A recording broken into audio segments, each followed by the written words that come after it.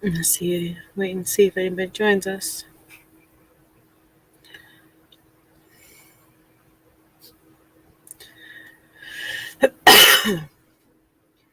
It is freezing.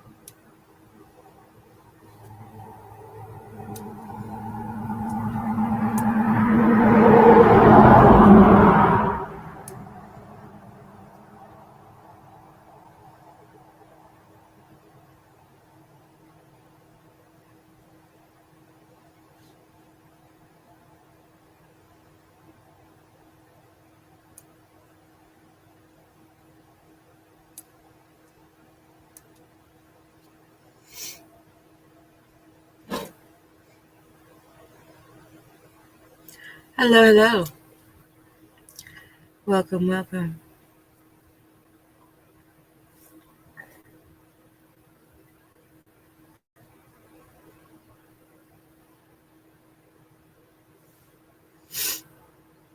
Oh my gosh, I'm freezing. I'm freezing. We are going to read a new one tonight.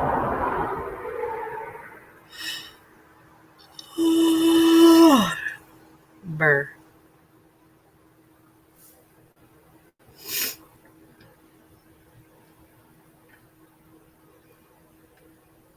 Hope you're having a good night. I'm going to bring this over here. Pull up my other social media. If you guys ever watched any of the earlier streams, some of you guys are new. So you may or may not have seen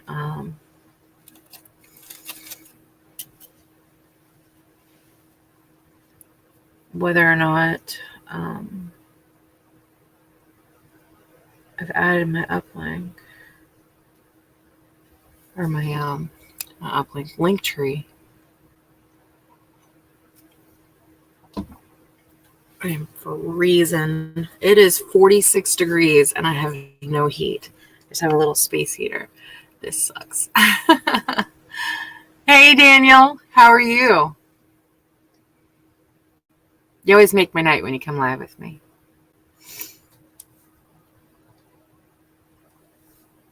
All right. Hey Lee. Oh, let me turn the volume down.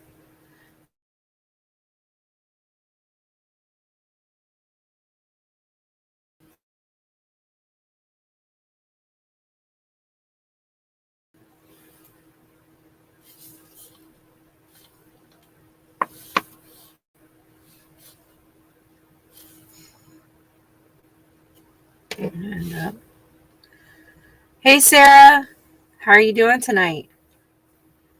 We finished the other book last night. Hey Wolfie.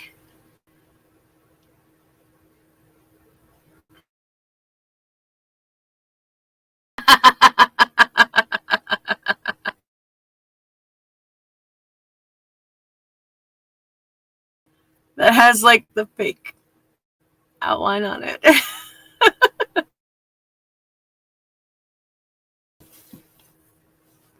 Yeah. Oh, we get the water heater hooked up tomorrow. Man, I'm so happy. I can't wait. If you're on my other social media, you'll understand why.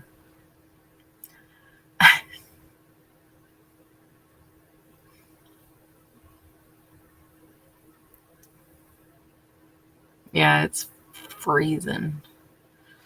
For Rizzozon.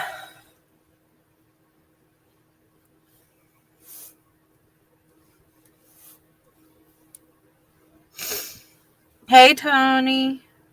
Hey, Charles. Hey, Donnie. How are y'all doing tonight?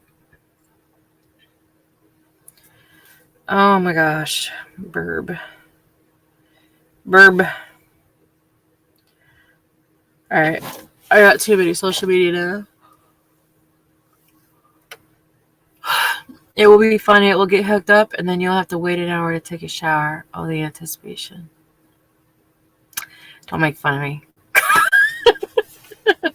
Julius Hogue, how are you? How are you doing tonight? I hope you're doing fantabulous. My new neighbor. I should say, you live right up the road from me now. I think. I'm a weird stalker chick. I see your truck every time I go by, so I'm assuming that you're there. So.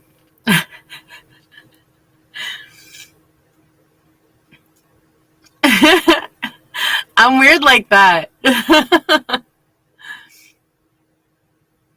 And my kids always say to me, oh, look, there's Julius. He's going in his DJ van or something like that.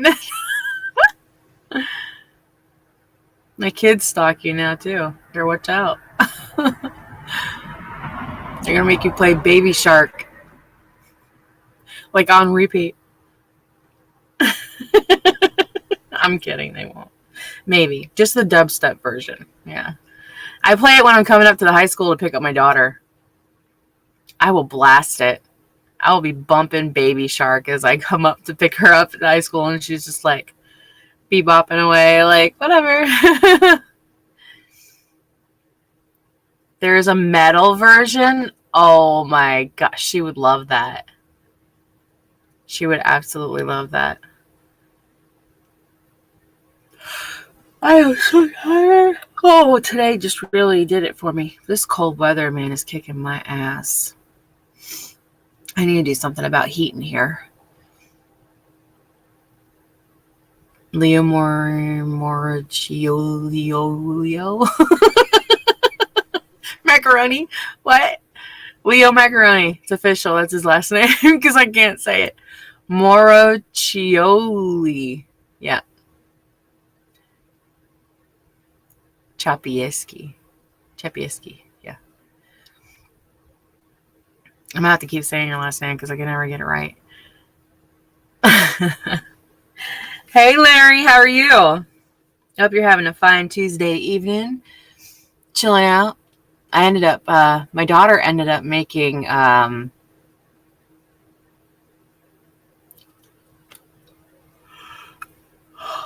jackfruit something with rice. And awesome. I'm glad. So I ended up making a burrito out of it because it was a little bit spicy. So I put some ranch dressing on it and put it into a burrito and ate it. My mom and dad are vegan. My dad's vegan when he's home.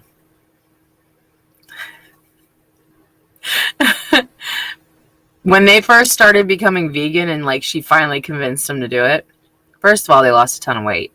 Second of all, my dad kept sneaking to like the fast food restaurants on the way to work. It was funny because he'd be like throwing out the fast food restaurant like bags on the way in the house.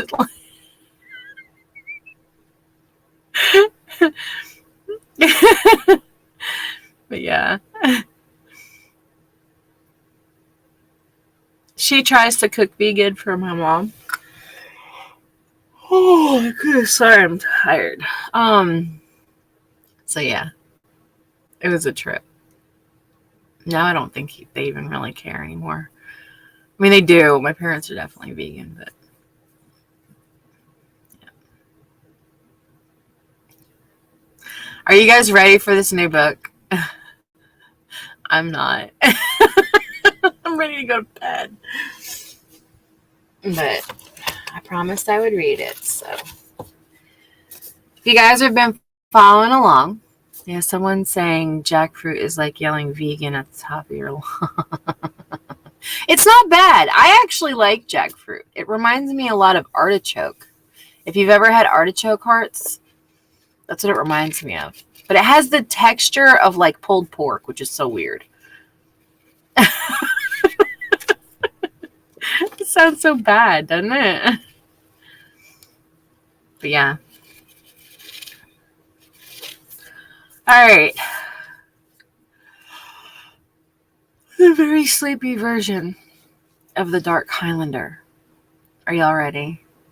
Oh, I didn't put my candle on, and I have my LED lights on. Because I'll be honest with you, if I leave the LED lights on, it cuts out some of the chill. Because they get really hot. I know it's probably a fire hazard, but someone told me to give this away. My little lantern thing, little lantern light. This is just a pen. It's not even supposed to be in there. It's supposed to be in that one. Yeah, I'm like the old lady walking in the woods, you know. Like, you just get like an imagery right here. This old lady walking in the woods. That's so sexy, right? Anyway.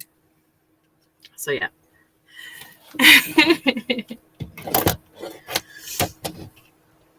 don't know what happened. Like, I went from, like, fishnet clothes. Well, because it's cold. That's why. I only have a robe on, so whatever. Yeah, I went from like fishnet clothes to now I'm like an old granny.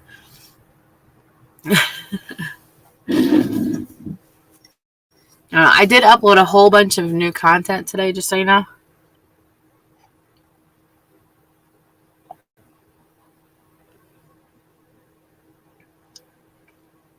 This heater is more of like a under the table heater.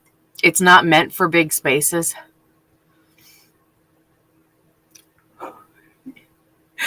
Yep.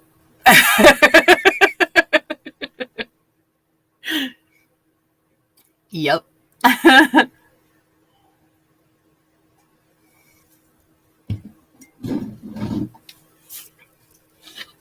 There's a bunch of new content up on like every single one of my social medias, and I've got the link tree now, which, speaking of which, if you guys would like to check this out, I thought this was really cool. Someone had told me about it. I think it might have been Frank. I'm not sure. Somebody told me about it. And hold on, let me get you guys this link tree link. And this has all of my social media on it. So if you guys want to go check this out, literally has everything. I just started an Etsy store. Let me see what else is on here. So it's got my Facebook, Twitter, Instagram, TikTok, Spotify, YouTube, Twitch, Pinterest, Amazon wish list, Snapchat, Etsy, and my Cash App link. Then you can also do donations and tips through, I think it's PayPal. And then it also has my Discord and my OnlyFans on there too. Oh, I forgot FetLife. Whoops, my bad. My bad. I'll do that real quick. Let me see if it'll do it.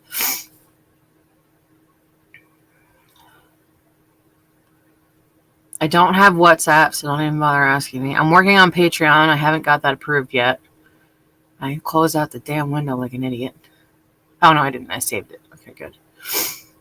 I don't have Apple anything because I have an Android. I don't know how I feel about sharing my Android Play Store URL. Like, what do you do with that? Like, what does somebody else do with that? You know what I mean? Let me see if I can get this FetLife up here.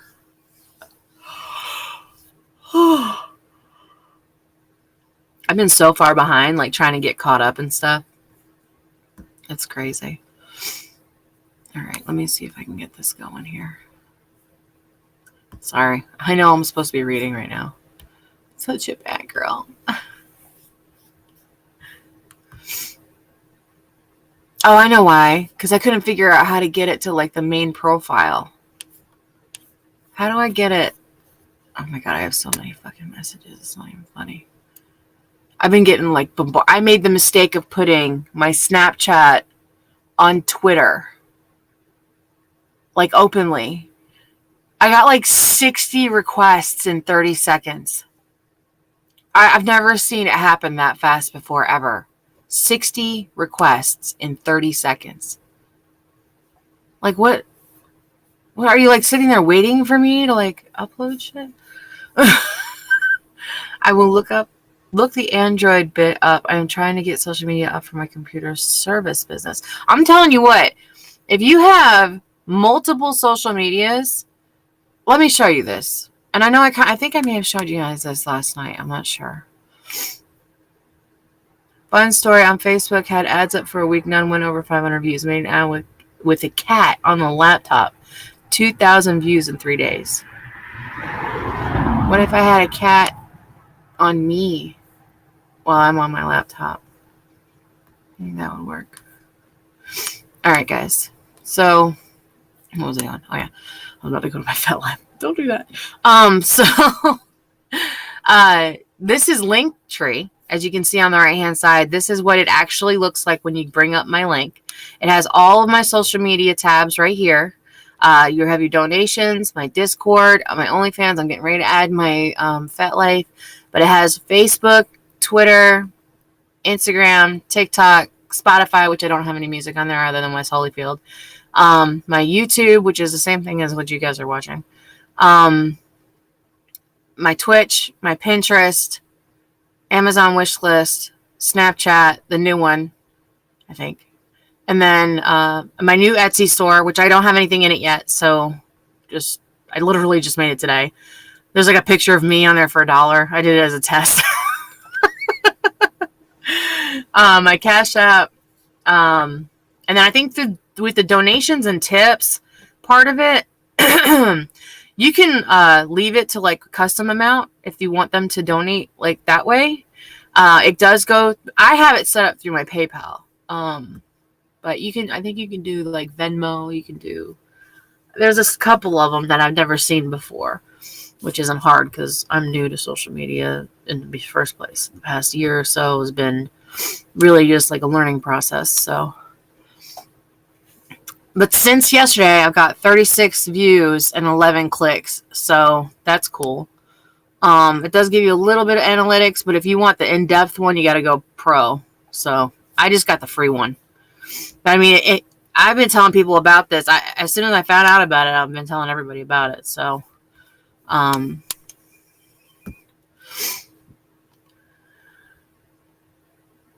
do I want merch ideas? I mean, yeah, I'm always open for ideas.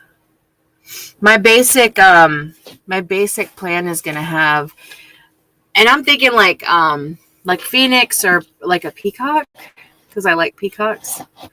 Something like that. I definitely want to do Phoenix for sure. Oh my God, why do you guys give me these words? Dakimakura pillow.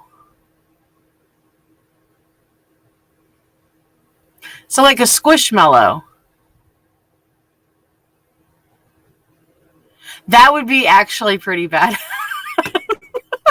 And then have my Linktree link on the back of it.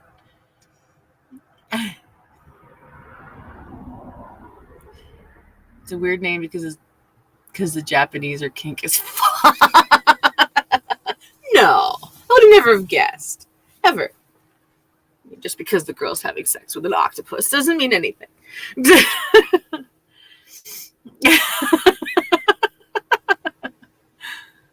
I mean, I'm just saying. Think about it. Suction, multiple places. Yeah. I bet that shit probably feels amazing. I have no idea.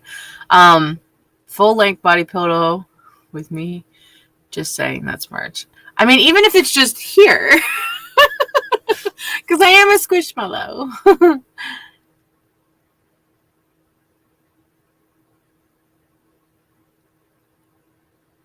That's not a bad idea. Have it wrapped in like fishnet. Just to rep my first couple of streams that I did.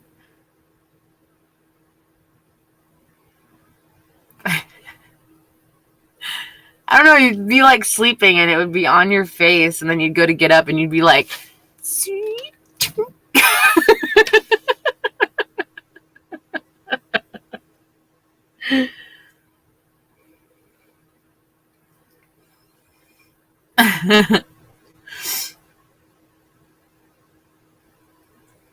It's not a bad idea. I mean, I wouldn't not do it. I mean, I would do it. You know, you got all those double negatives that kind of neutralize themselves. Man, I'll be so happy when I can take a shower tomorrow. Like, yes, scrub. I will be in that shower until the fucking water goes cold again. Oh, Lord. Really? You're funny. I mean, you're not wrong.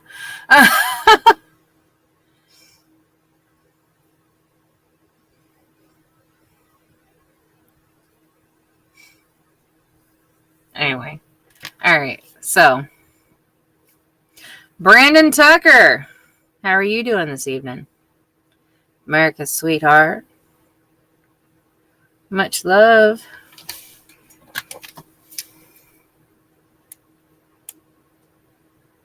Oh no, heartthrob. Sorry, heartthrob.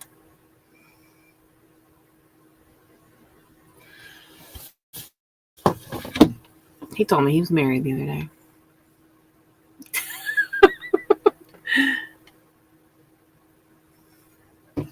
I have a really bad habit of attracting married men, evidently. So, yeah.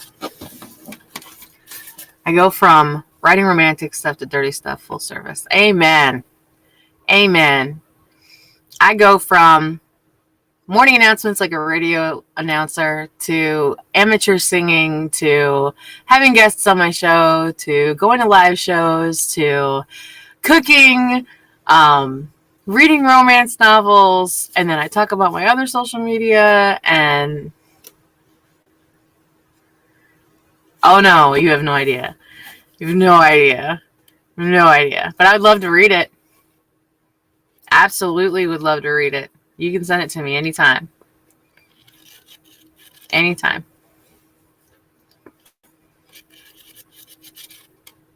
I'll tell you what. Reading these books, and I don't know if it's the phases of the moon or what. I should be making a lot of content at this point. But, so yeah. All right. Speaking of books. The Dark Highlander by Karen Marie Moning.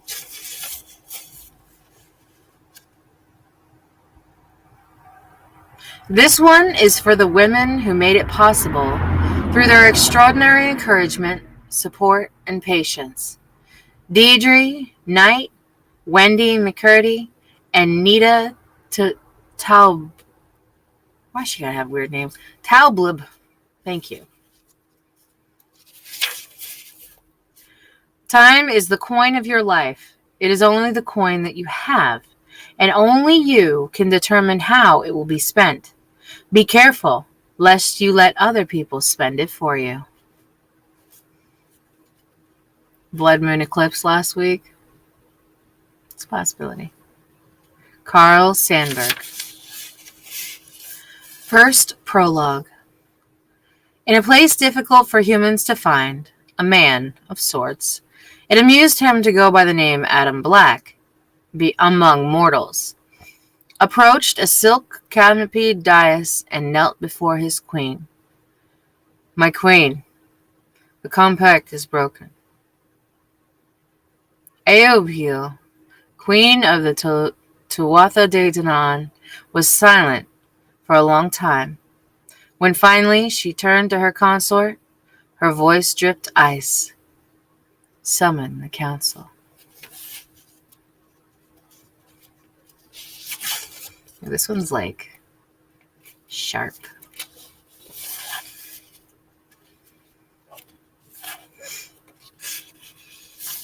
All right, second prologue. Thousands of years before the birth of Christ, there settled in Ireland a race called the Tuatha De Danann. who over time became known as the true race, or the fairy. An advanced civilization from faraway world, the Tuatha De Danann educated some of the more promising humans they encountered in druid ways.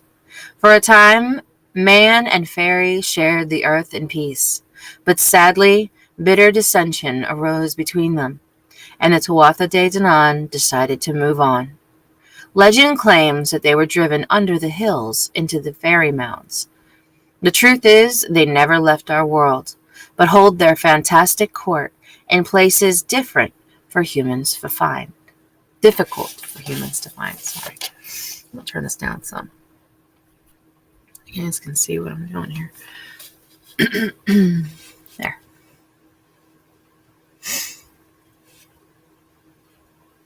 After the Tuatha De Danann left, the human druids warred among themselves, splintering into fractions.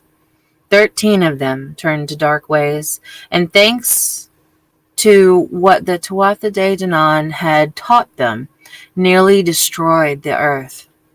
The Tuatha De Danann emerged from their hidden places and stopped the dark druids moments before they succeeded in damaging the earth beyond repair. They stripped the druids of their power, scattering them to the far corners of the earth. They punished the 13 who turned dark by casting them into a place between dimensions, locking their immortal souls for an eternity in prison. The Tuatha De Danann then selected a noble bloodline, the Kelter, to use the sacred knowledge to rebuild and nurture the land. Together, they negotiated the Compact, a treaty governed by cohabitation of their races. The Kelters swore many oaths to the Tuatha De Danann. First and foremost, they would never use the power of the standing stones, which gave the man who knows the sacred formulas the ability to move through space and time, for personal gain or political ends. The Tuatha De Danann pledged many things in return. First and foremost, that they would never spill the lifeblood of a mortal. Both races had long abided by the pledges they had made that day. Over the ensuing millennia, the Kelter journeyed to Scotland and settled in the Highlands, above what is now called Inverness. Although most of their ancient history from the time of their involvement with the Tuatha De Danann was melted into the mists of their own distant past and been forgotten, and although there is no record of a Kelter encountering a Tuatha De Danann since then, they have never strayed from their sworn purpose. Pledged to serve the greater good of the world, no Kelter has ever broken his sacred oath. On the few occasions that they had opened a gate to other times within the circle of stones, it had been for the noblest reasons. To protect the earth from great peril. An ancient legend holds that if a Kelter breaks his oath and uses the stones to travel through time for personal reasons, the myriad souls of the darkest druids trapped in the between will claim him and make him the most evil, terrifyingly powerful druid humankind has ever known. In the late 15th century, twin brothers Dristan and Daigus MacKeltar were born. As their ancestors before them, they protected the ancient lore, nurtured the land, and guarded the coveted secret of the standing stones. Honorable men without corruption, Daigus and Dristan served faithfully, until one fateful night, in a moment of blinding grief, Daigus MacKeltar violated the sacred compact. When his brother Dristan was killed, Daigus entered the circle of stones to go back in time to prevent Dristan's death. He succeeded, but between dimensions is taken by the soul of the evil druids, who have not tasted or touched or smelled, not made love or danced or vied for power for nearly 4,000 years. Now Daigus MacKeltar is a man with one good conscience and 13 bad ones. Although he can hold his own for a while, his time is growing short. The Dark Druid currently resides in the East 70s of Manhattan. And that is where our story begins.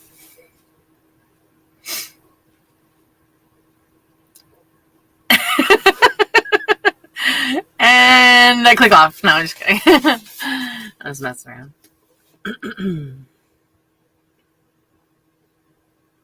Oh my gosh, I got so many messages. People are it's just rolling in. All right. Present day, chapter 1.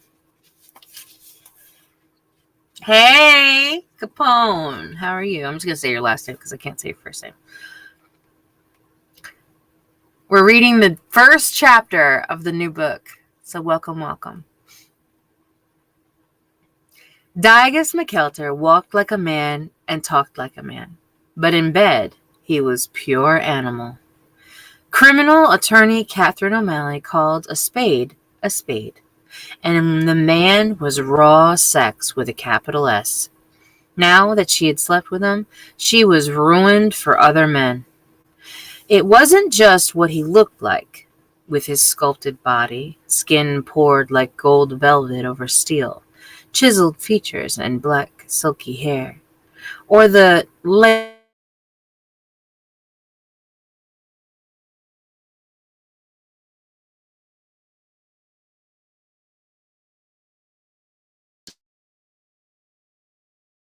golden eyes, fringed by thick black lashes beneath slanted brows. It was what he did to her.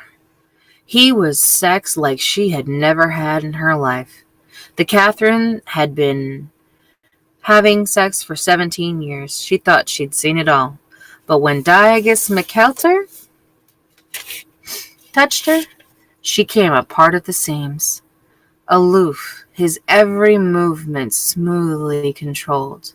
When he stripped off his clothing, he stripped off every ounce of that rigid discipline and turned into an untamed barbarian. He fucked with single-minded intensity of a man on death row, execution at dawn. Just thinking about him made places low in her belly clench, made her skin feel stretched too tight across her bones, made her breath come short and sharp. Now, standing in the anteroom outside the enameled French doors of his exquisite Manhattan penthouse overlooking Central Park that fit him like a second skin.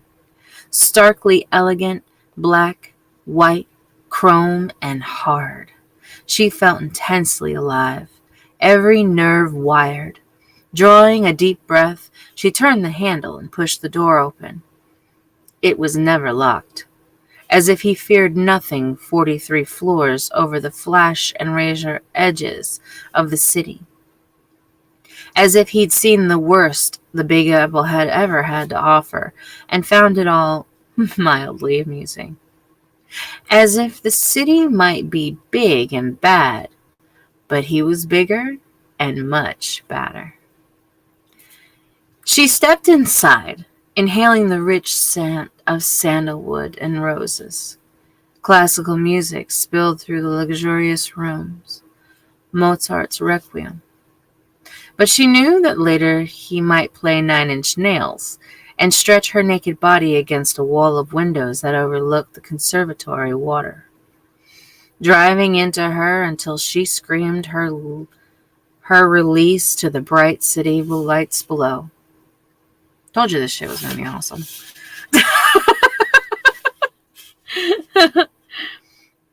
60 feet of coveted Fifth Avenue frontage in the East 70s. And she had no idea what he did for a living. Most of the time, she wasn't certain she wanted to know. She pushed the doors shut behind her and allowed the buttery soft folds of her leather coat to spill to the floor, revealing black lace-top thigh-highs, matching panties, and a sheer push-up bra that presented her full breasts to perfection. She caught a glimpse of her reflection in the darkened windows and smiled. At 33, Catherine O'Malley looked good. She would look good, she thought, arching a brow, as much exercise as she'd been getting in his bed, or on the floor, sprawled across the leather couch, sofa, in his black marble jacuzzi. Yeah! She just got right to it. Just come on. A wave of lust made her dizzy, and she breathed deeply to slow her pounding heart. She felt insatiable around him. A time or two she'd briefly entertained the outrageous thought that he might not be human. That maybe he was some mythical sex god. Perhaps Priapus beckoned by the needy inhabitants of the city that never slept, or some creature of long-forgotten lore. A Cid that had the ability to heighten pleasure to extremes mortals weren't meant to taste. Katie lass, his voice floated down from the top floor on the 15th room duplex. Dark and rich, his Scottish accent making her think of peat smoke, ancient stones, and aged whiskey.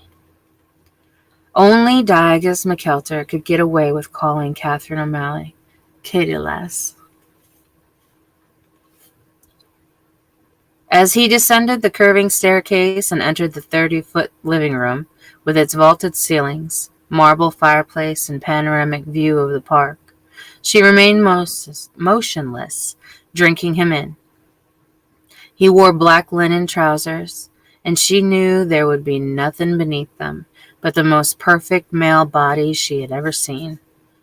Her gaze drifted over his wide shoulders, down his hard chest and his rippling abs, lingering on the twin ropes of muscle that cut his lower stomach and disappeared into his pants, beckoning the eyes to follow.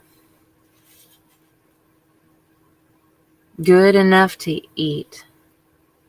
Oh, good enough to eat. His golden eyes glittered as they raked her body. Come, he extended his hand.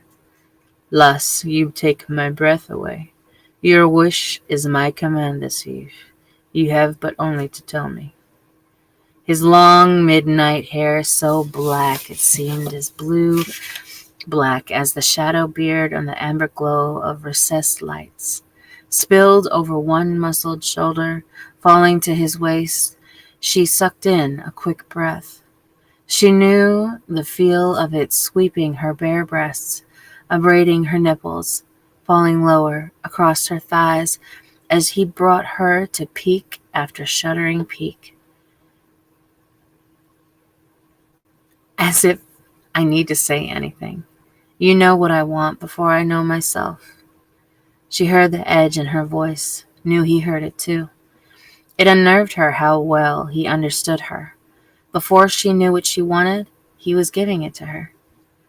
It made him dangerously addictive. He smiled, but it didn't quite reach his eyes. She wasn't certain she had ever seen it reach his eyes. They never changed, merely observed and waited. Like a tiger's golden eyes, his were watchful, yet aloof, amused, yet detached. Hungry eyes, predator eyes. More than once she'd wanted to ask what those tiger eyes saw, what judgment they passed, and what the hell he seemed to be waiting for. But in the bliss of his hard body against hers, she forgot time, and again, until she was back at work and it was too late to ask. She'd been sleeping with him for 2 months, and knew no more about him than the day that she'd met him in Starbucks, across the street from the O'Leary Banks and O'Malley, where she was a partner, thanks partly to her father, the senior O'Malley, and partly to her own ruthlessness. One look at the 6'4", darkly seductive man over the rim of her cafe au lait, she'd known that she'd had to have him. It might have had something to do with the way he'd locked eyes with her, and he'd lazily licked whipped cream off of his mocha, making her imagine that sexy tongue doing far more intimate things. It might have had something to do with the pure sexual heat that he gave off. She knew it had a great deal to do with the danger that rolled off of him. Some days she wondered if she'd be defending him as one of her controversial, high-profile clients over the months or years to come. The same day they'd met, they'd rolled across this white Berber carpet from fireplace to windows, wrestling silently for supreme position until she no longer cared how he'd taken her, so long as he had. With a reputation for razor-sharp tongue and the mind to back it up, she never once turned it on him. She had no idea how he maintained his lavish lifestyle, how he afforded his obscenely expensive collections of art and ancient weapons. She didn't know where he'd been born, or even when his birthday was. At work, she'd mentally prepare her interrogatory, but inevitably the probing questions stalled on her tongue the moment she saw him. She, the merciless interrogator in a courtroom, tongue-tied in his bedroom. On occasion, tied in infinitely more pleasurable ways. The man was a true master of the erotic. "Wool gathering, lass, or merely deciding on how you want me," he purred. Catherine wet her lips. How she wanted him? She wanted him out of her system. Kept hoping the next time she slept with him the sex might not be so mind-blowing. The man was far too dangerous to get involved with emotionally. Yet, just yesterday, she'd lingered at the Mass, praying that she would get over her addiction to him. Please, God, soon. Yes, he heated her blood, but there was something about him that chilled her very soul. In the meantime, hopelessly fascinated,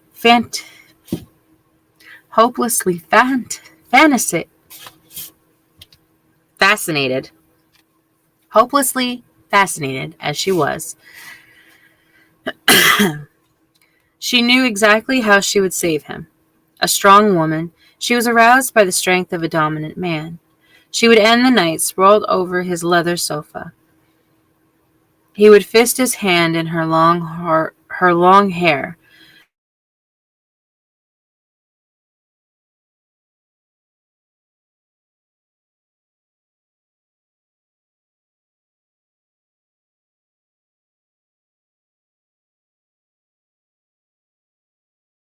Settle with him.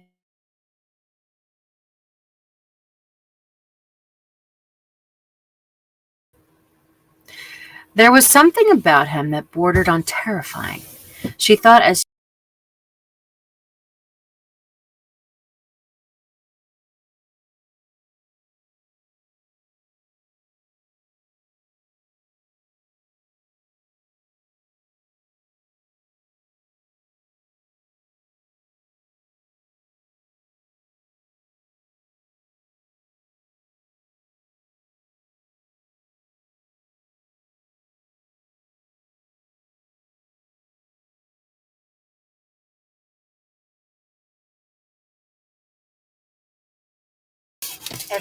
joined.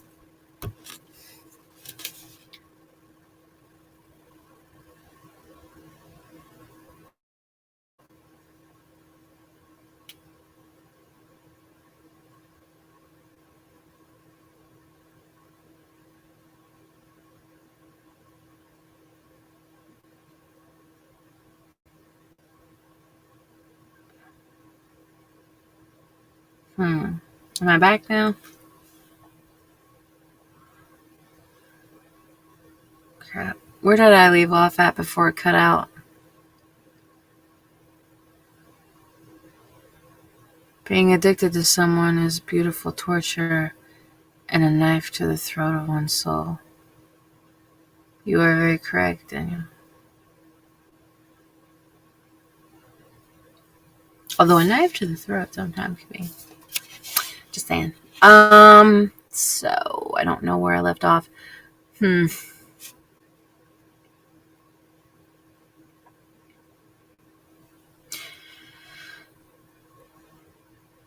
Daigus McKelter braced his palms against the wall of the windows and stared out into the night. his body separated from a plunge of 43 stories by a pane of glass. The soft buzz of the television was nearly lost in the patter of rain against the windows. A few feet to his right, a 60-inch screen was reflected by this glistening glass, and David Boreanaz stalked broodingly, playing Angel, the tortured vampire with a soul. Digus watched long enough to ascertain that it was a repeat, then let his gaze drift back to the night. The vampire always found at least partial resolution, and Digus had begun to fear that for him there would be none, ever. Besides, his problems were a little bit more complicated than Angel's. Angel's problem was a soul. Digus' problem was a legion of them. Besides, his problem was a little bit, ranking his hands through his hair, he studied the city below, Manhattan, a mere 22 square miles, inhabited by nearly 2 million people. Then there was a metropolis itself, with 7 million people crammed into 300 square miles. It was a city of grotesque proportions to a 16th century Highlander, the sheer immensity inconceivable. When he'd first arrived in New York City, he'd walked around the Empire State Building for hours. 102 floors, 10 million bricks, the interior 37 million cubic feet, 1,250 feet tall. It was struck by lightning on an average of 500 times per year. Oh, you're in a mood, huh? Hold on. My problem is the anxiety of not being able to tell if it's addiction or real love.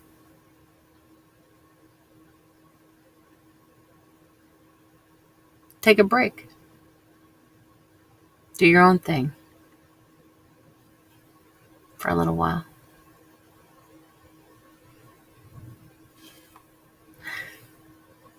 You'll figure it out in the end. We all will. I know that feeling all too well. Unfortunately, by the time I figured it out that it was addiction, when I thought the whole time that it was love, it was too late. And years had passed. Alone. So, I completely understand.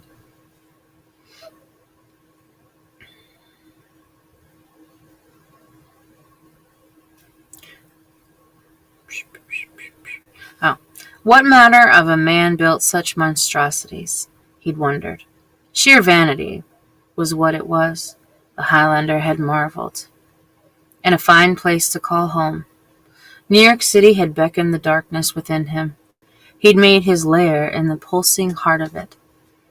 A man without clan, outcast, nomad, he doffed the 16th century man like so much worn plaid and applied his formidable Druid intelligence to assimilate the 21st century.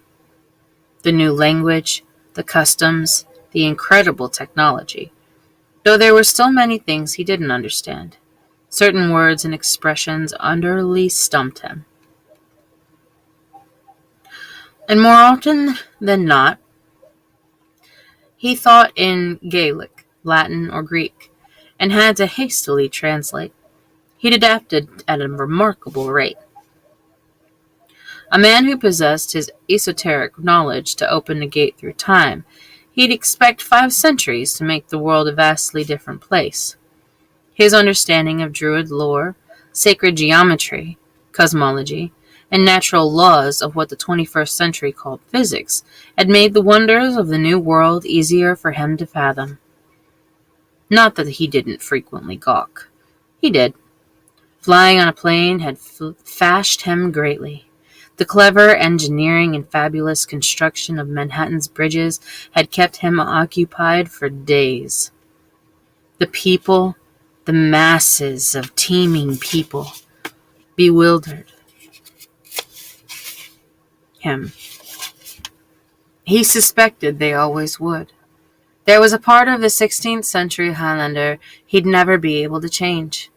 That part would forever miss wide open expanses of starry sky, leagues and leagues of rolling hills, endless fields of heather, and blithesome and bonny Scot lasses. He'd venture to America because he had hoped that journeying far from his beloved Scotland, from places of power such as the Standing Stones, might lessen the hold on the ancient evil inside of him. And it had affected them, though it had only slowed his descent into darkness, not stopped it. Day by day he continued to change, felt colder, less connected, less fettered by human emotion, more detached, godless man.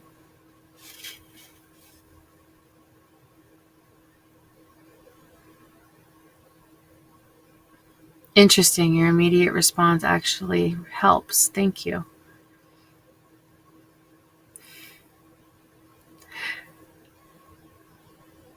Hey, James. For myself, I had to do that. I had to take a break from everything for a while. So,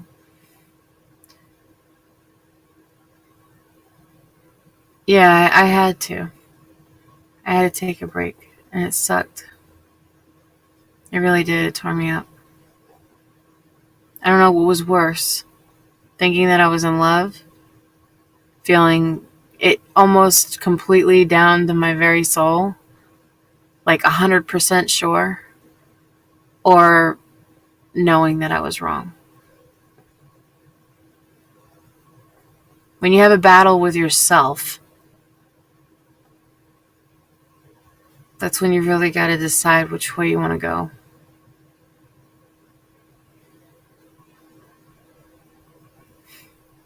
Is it worth it taking that leap of faith and going forward with whatever your plans were? Or do you hold back and walk through the fire alone? It changes you. Either way, it changes you. And you could be wrong even if you take that leap of faith, you know?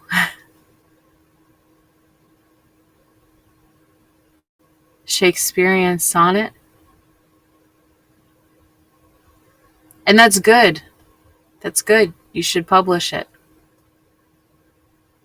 Use every emotion that you experience in your lifetime to create positive motion, be it good or bad, happiness or sadness, anger, all of it. Use it for good. You know, it's so easy for us to snap back and just do an immediate reaction to something and end up regretting it for eternity. But when you take a few moments to step back and really use that emotion and energy toward something that you know for a fact, A, is the right path, B, whether you agree with it or not, it's the right thing to do, or you don't, and it ends up ruining everything. I mean, and you do whatever you feel is right for you. You know, nobody can tell you with a definity that, you know, this is the path to take, because nobody knows. We're all assuming things.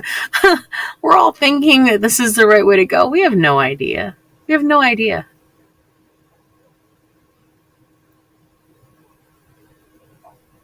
The book is triggering you. If you feel triggered to the point where it's upsetting you, then don't listen to it. You have to find your own boundaries as to what you're willing to accept or not accept in your life.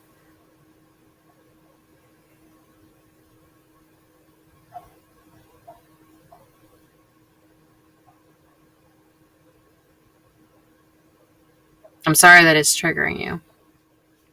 I do put a note on there that all of my things are triggering. If you don't want to listen, I'll totally understand. I will totally understand.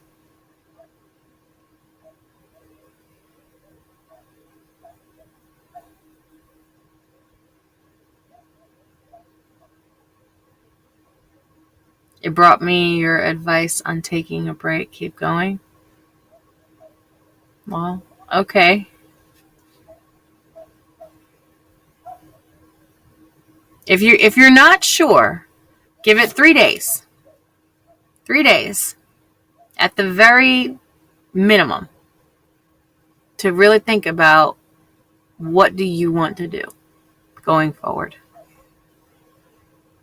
And use logic, because basing an answer off of something that is purely emotional, you won't have a logical answer for it. I was told once that your logical brain and your emotional side of your brain, they don't communicate with each other. And that's why it's so hard to describe how you feel, because there's no words for it. It's an emotion. So we can try to describe it, but the reality is what the way that we're describing it to someone else, it may feel or sound or, whatever, a different emotion in them. So when you're trying to make a decision logically, and this is why they say that, like the old school version, that men and women are from different areas. If you go into psychology, you'll understand what I'm saying.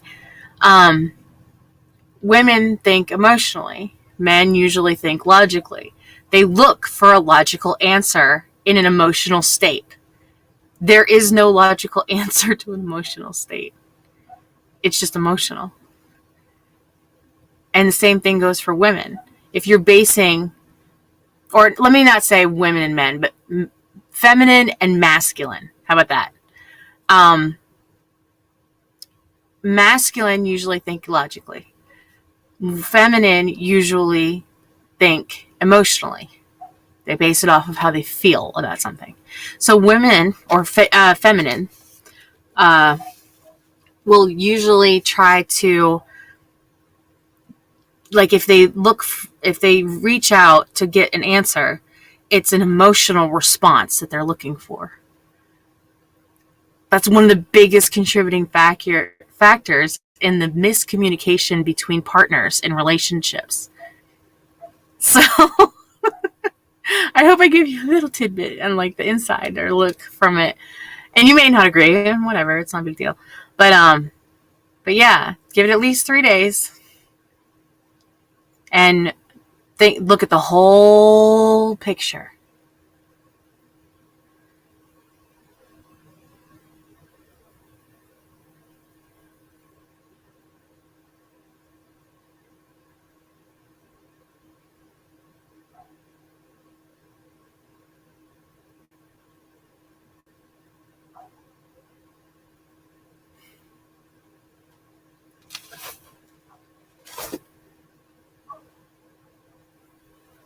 And sometimes people do need a break. And having the compassion for the other person to be able to allow them that time like you would want. Put yourself in their shoes is the old saying. And you may never understand it. You may never talk to that person again.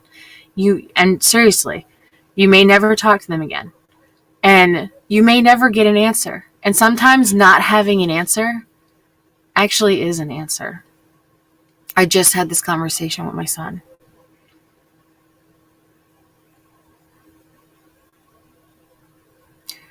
Be civil. Make sure that the other person is okay. If they don't respond, don't continue. Equal give and take in all things. Be fair, be yourself, do the right thing, but let them show you who they really are. Because in the end, it may not be you. It may just be them. I mean, if you've done nothing but everything right in your mind for that person, it may or may not be exactly what they need. And you can't hate them for that. On the other hand, it could just be spiteful vindictiveness. Who knows? Women are evil. That's why I don't have women friends.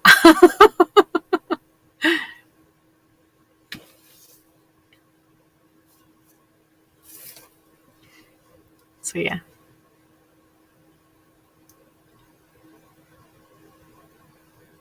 And something you said, something you done, something in her life may have triggered her to cause a response like that.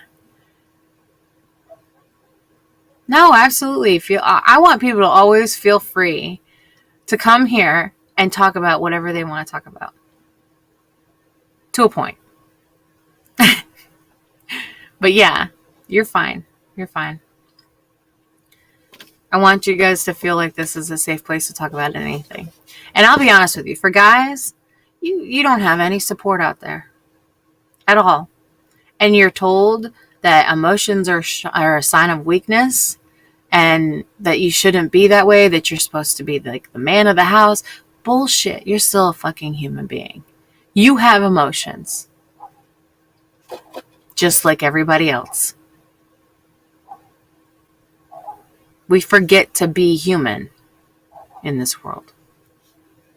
Because everything is told to be a specific certain way. It's not that way. It's just being told to be that way. You step back and look at the world the way it really is, your whole life will change. Travel, meet new people, talk to people that you thought that you would never talk to ever in your entire lifetime. People who had completely different views, completely different beliefs than you. And your whole world will you'll be amazed.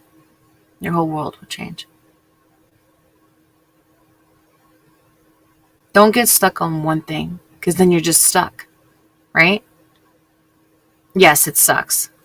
I've been ghosted a billion times. I've ghosted people because of the way that they acted towards me, mainly. But, I've been on both sides of that. And yes, it does. It sucks. I got stuck on a guy for over 2 years, and he didn't even fucking know who I was because I flat out fucking lied to him, and I know for a fact he flat out fucking lied to me. So we didn't even know each other. We didn't know each other. But yet I was still stuck on him 2 years later. Waiting and begging the universe to bring him back. And I could have just drove to his house. But I didn't. You want to talk about hard? That's hard. Mourning the loss of someone who's still alive is the worst pain I think that you could really have, because they're still here. Especially when you want nothing less than them in your life.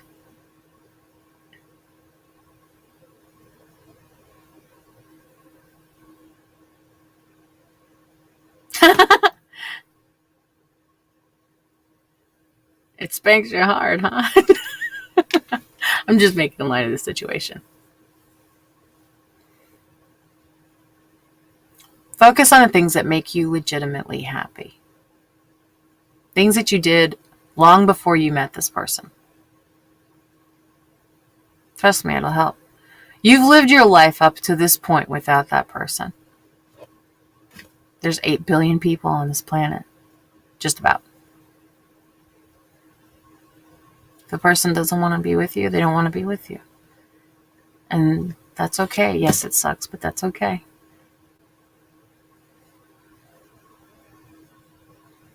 At the very least, try to be friendly.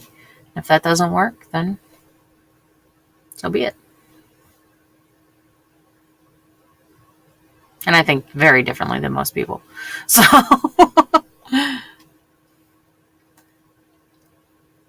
Halloween, I got stood up on a date that they chose. They requested me to be there. I showed up and they never did. And then they deleted all the stuff, so this way I couldn't communicate with them, but whatever. And that's one of a dozen times that I've been stood up. So I understand. Get your mind off of things. You know, like I said, be civil, reach out, just to make sure that they're okay. And if they don't want to respond, they don't respond. In the meantime, you do you. You do the things that you've always done before. Goals that you want to work on. 3 goals a day.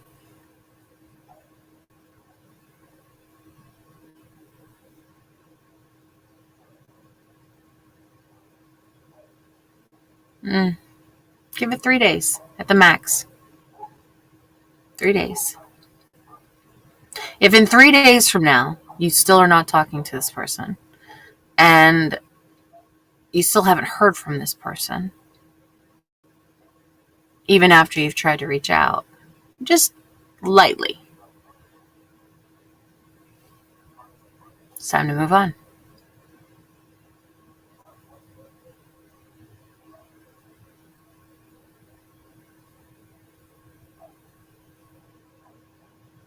I try my best to help people find peace in leaving. That is one of the hardest things that we can do, is try to find peace in one of the hardest times of our lives.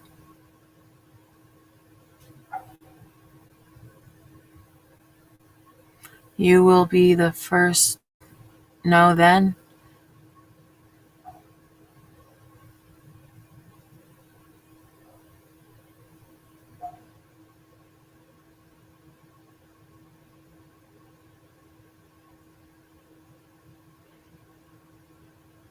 Or like a freaking Band-Aid. Just fucking rip it off. Pain is pain. You're going to experience it.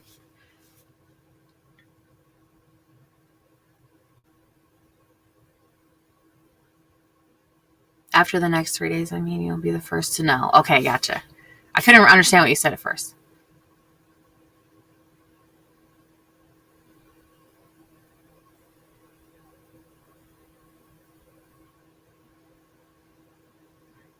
It will have been 10 days.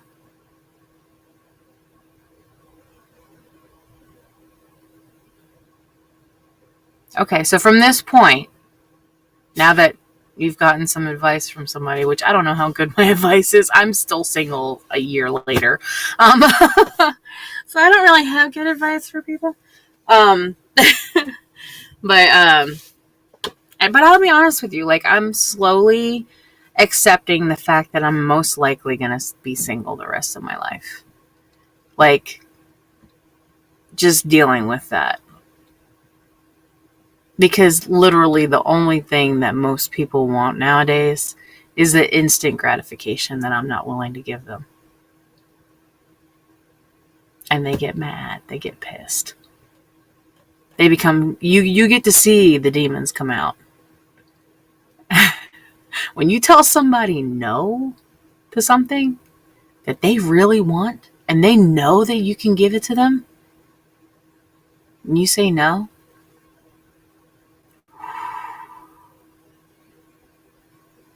the zombies come out.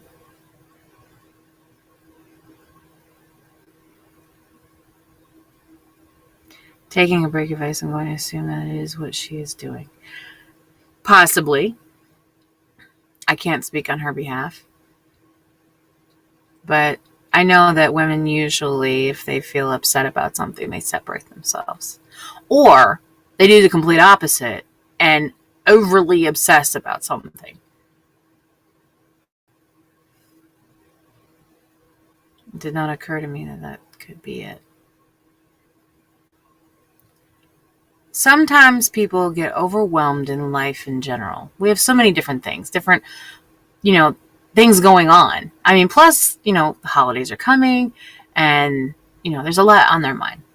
So I try to give leeway for a lot of logical answers as to why it could be. And I am an overthinker. So I think about every possible excuse and explanation as to why. And this is what caused me all my pain. Because I kept thinking of the why do I feel like this? And why I want to go away? And why is the universe not listening to me when I specifically request in detail what I want? And why is it happening right now? Because it's not meant to. It's going to happen in its own time. Whatever's meant to be is going to be. So, yes, you can work towards things. I'm not saying for you to sit on your bed and wait forever, because it's not going to fucking work that way. So, no one is coming to rescue you. No one is coming to save the day. Unfortunately, you have to do it yourself. So,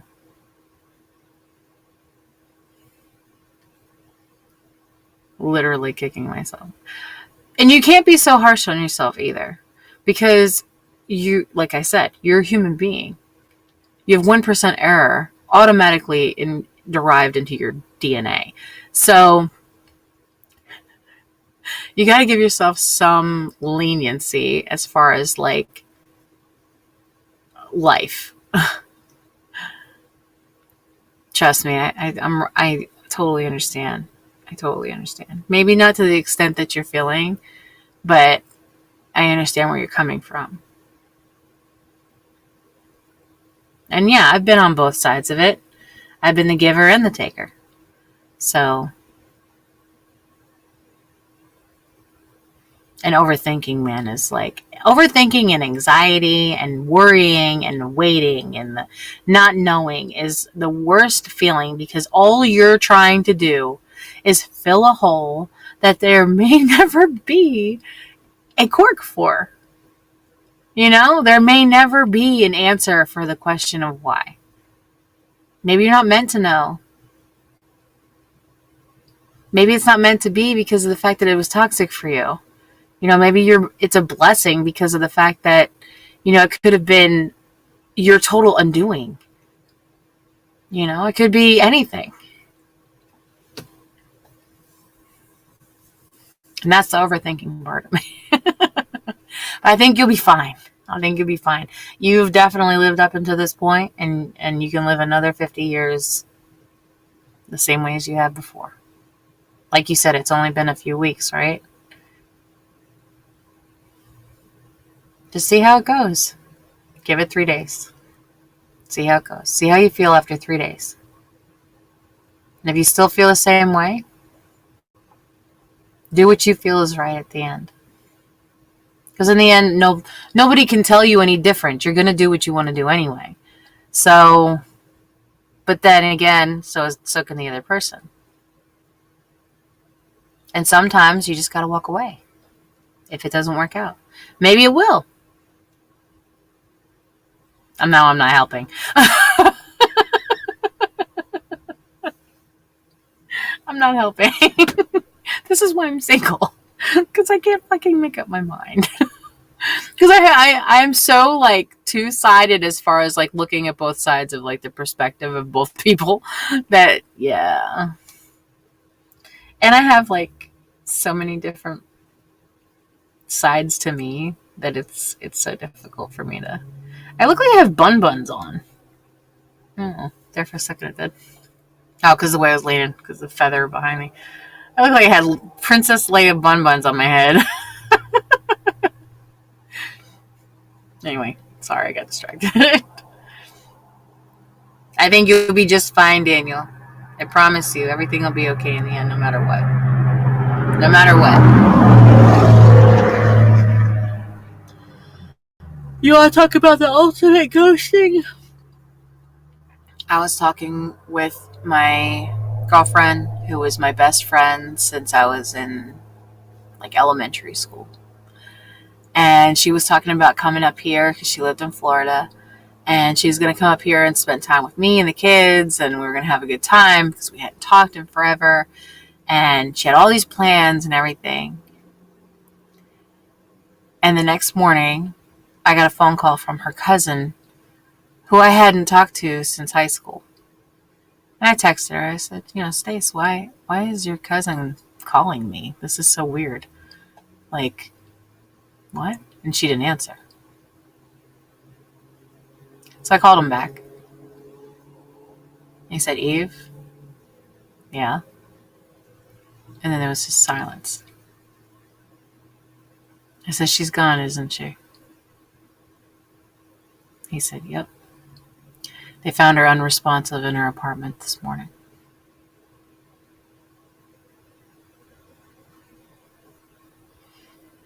That was my sister, almost. We were identical. We could have been born of the same blood and nobody would have known no different. She overdosed. You want to talk about ghosting? I still have the messages on my phone. I still have her Facebook. I still have her social media. And I keep messaging it just the same as if she was here.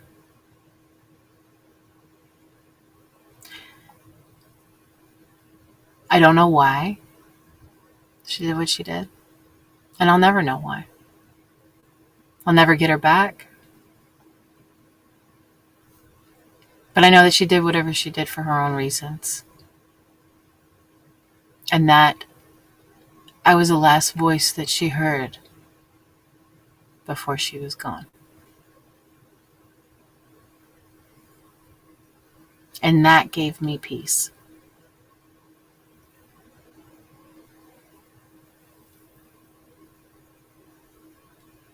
Yes, I still miss her. Terribly miss her. But I understand. I loved her so much. We had our fights and stuff like that, but... And when I say girlfriend, I don't mean like girlfriend. I mean I mean old school, she was a girl that was my friend. So, but yeah. She never had any kids. Nothing like that.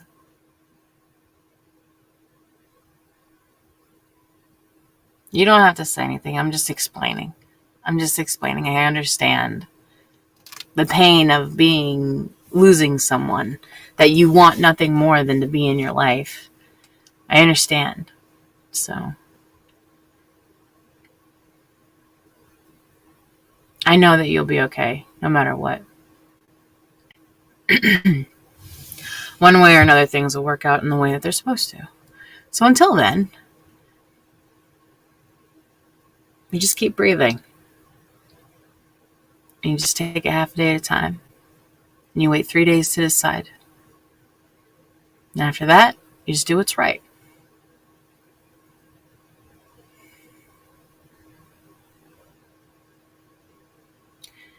To hear you verbalize what goes on in my head helps to just know someone else gets it. You're welcome. Anytime. You don't have to thank me. But you're welcome. Yeah. Listen over me. Me over here, philosophical, like giving relationship advice when I can't even get somebody to show up for a date. Hey, Frank. How are you? Here, the last couple streams got really heavy. Did you notice that? Like, I don't know. People have no problem coming up to me and talking to me about stuff, and I love it. I love it. I really do. I have both of my social media marketing managers here with me tonight.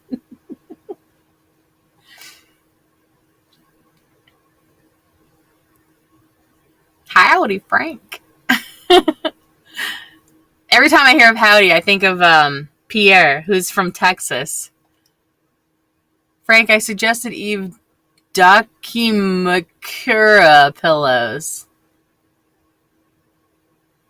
Frank's from Texas. But I'm just saying, it sounds like, when you say howdy, that's the first thing I think of is big cowboy hats, cowboy boots, big trucks, like going to a damn rodeo or something.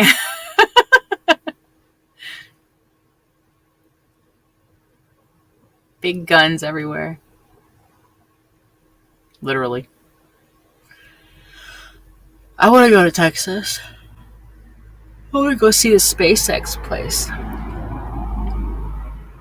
It's all true, but you don't do that? Okay. To each their own.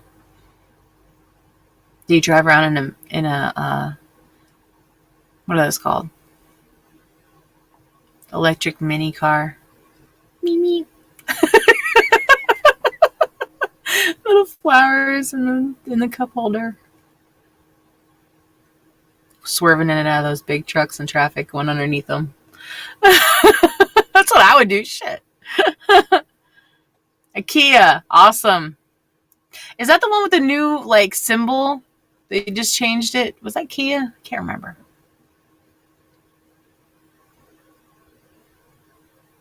I think it was Kia. Oh my goodness. Oh. Freezing. Freezing.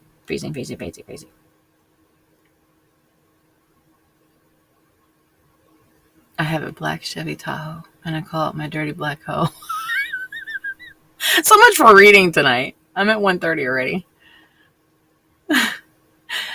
For those of you joining for the romance novels, I guess I'll continue here in a minute. Those trucks are scary. Just speed up right up behind you all the time. Yeah. What I hated the most is the freaking head beams. The freaking headlights. High beams or whatever it's called. This, like, thing is wool, and it's making me really itchy, but it's keeping me warm, so. You're going to get eaten by a truck one of these days? Yeah, because they're not going to fucking pay attention. They're not going to see you over there. Luckily, it's not Carolina squatted, where the back is lower than the front. That's whatever.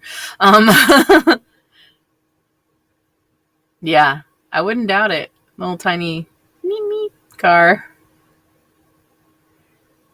When I was in the 88, I always thought that those trucks were going to run right over me. Like one of the Monster Jam shits. You know what I mean? So.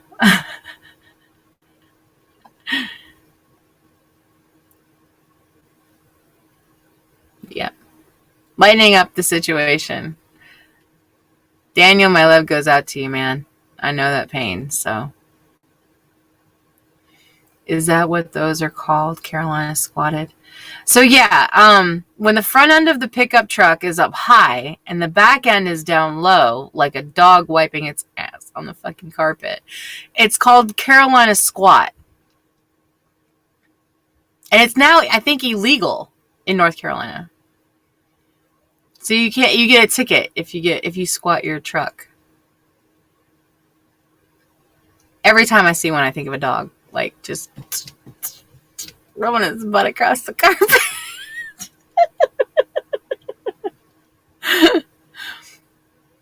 I mean, if you do it, I'm sure there's a lot of money in it somewhere. I just don't know where. Or what the purpose of it is. Like, I don't know. I guess it's just a look or something. I don't know. As with anything in this world, I really don't understand it fully. But yeah, it's called Carolina squat. Oh my god. I didn't get my nap in today. I'm freezing. It's like, hold on. Let me update my temperature thingy.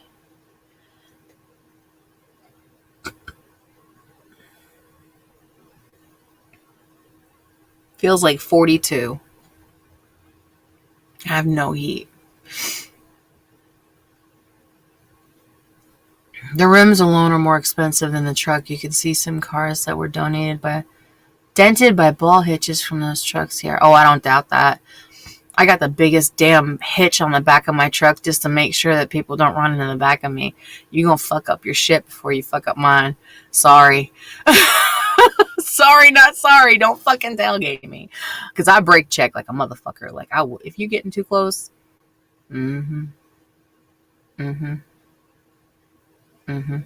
Oh, I saw a squirrel. Yeah, your whole fucking front end's ripped off now. Asshole. So, I'm not mean, I promise. You know those little chihuahua fuckers that, like, bite the shit out of your ankles? I'm not mean. They back up into cars in the parking lot. That's what happens. I'll be honest with you. There was a couple of times where I was backing up in the parking lot. I really thought I was going to, like, run into somebody.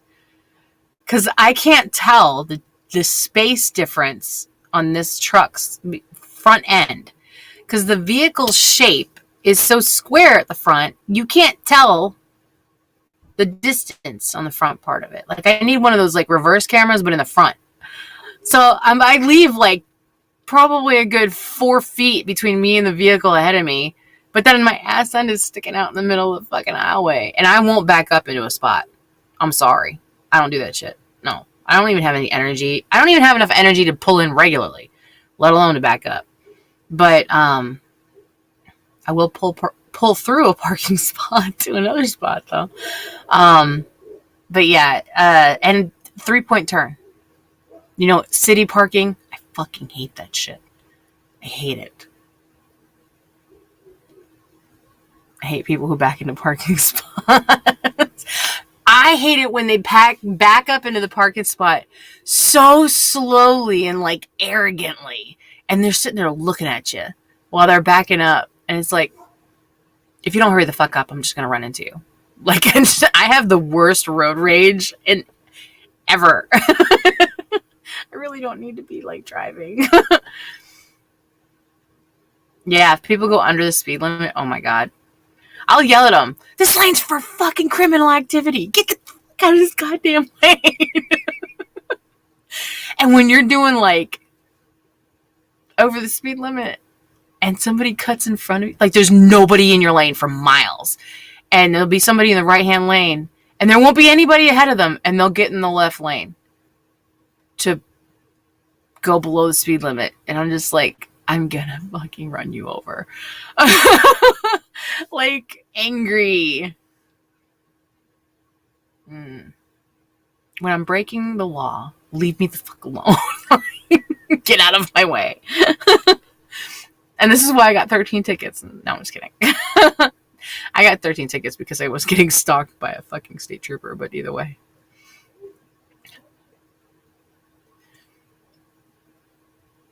Yeah. I don't belong on the road. I have like the worst road rage. Sometimes I'm glad that people can't hear me, because I will sit here and cuss them out like you wouldn't even believe. You believe? Yep. There's been a couple of times that like I've had some really like dangerously bad road rage. This is bad. It's really bad at me.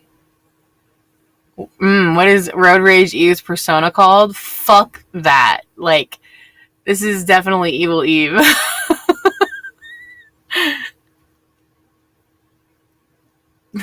I don't know. I'm kind of like losing the identity differences when they start to like meld together. Yeah.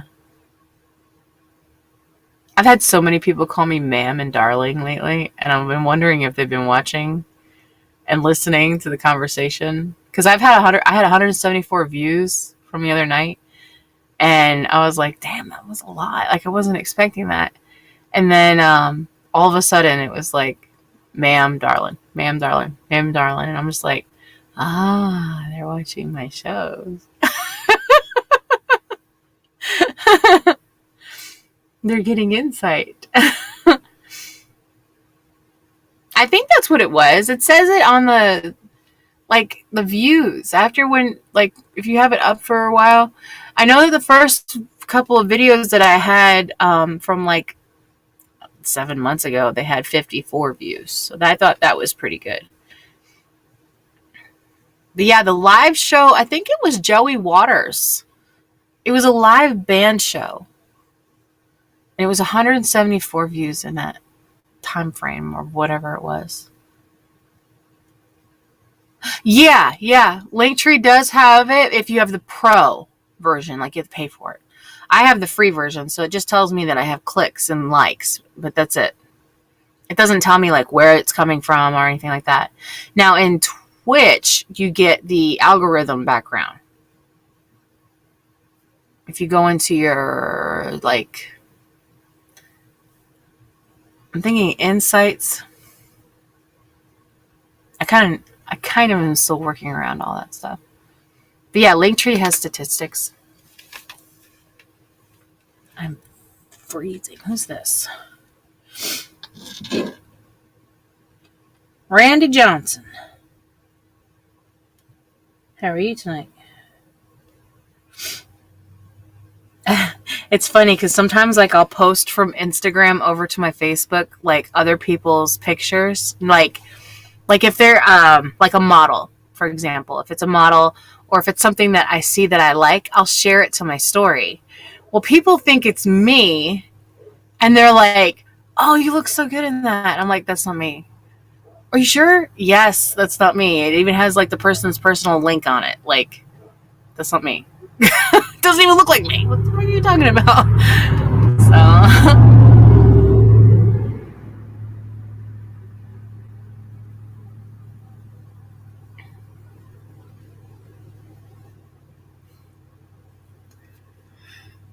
oh my goodness.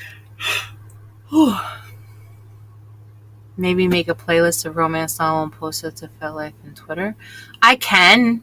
I'm still trying to figure out like half of these things. I think I uploaded to FetLife today too. We got to work on Twitch views. It went up 0.1 since the other night, and you've seen how many people have been in and out. It's because of the amount of hours that I have versus versus people actually coming in and how long they're staying in the show. Mostly it's the hours. Because I noticed the algorithm on OnlyFans is very similar to that. I'm at 16% on all creators for OnlyFans. And I hardly post. So it's a really weird algorithm. I don't know. I heard that having the viewer count is really hard to maintain. Like, that was one thing I did here when I first came to Twitch and was starting to work on becoming an affiliate. So,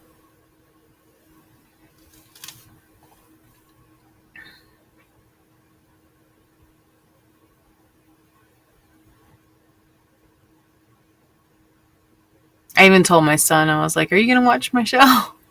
Have it streaming, lurk on it." I'm going to start, like, you don't start with family and friends first. Because I'll go ahead and tell you, they're going to be the last people and the hardest ones to get to sell the idea to.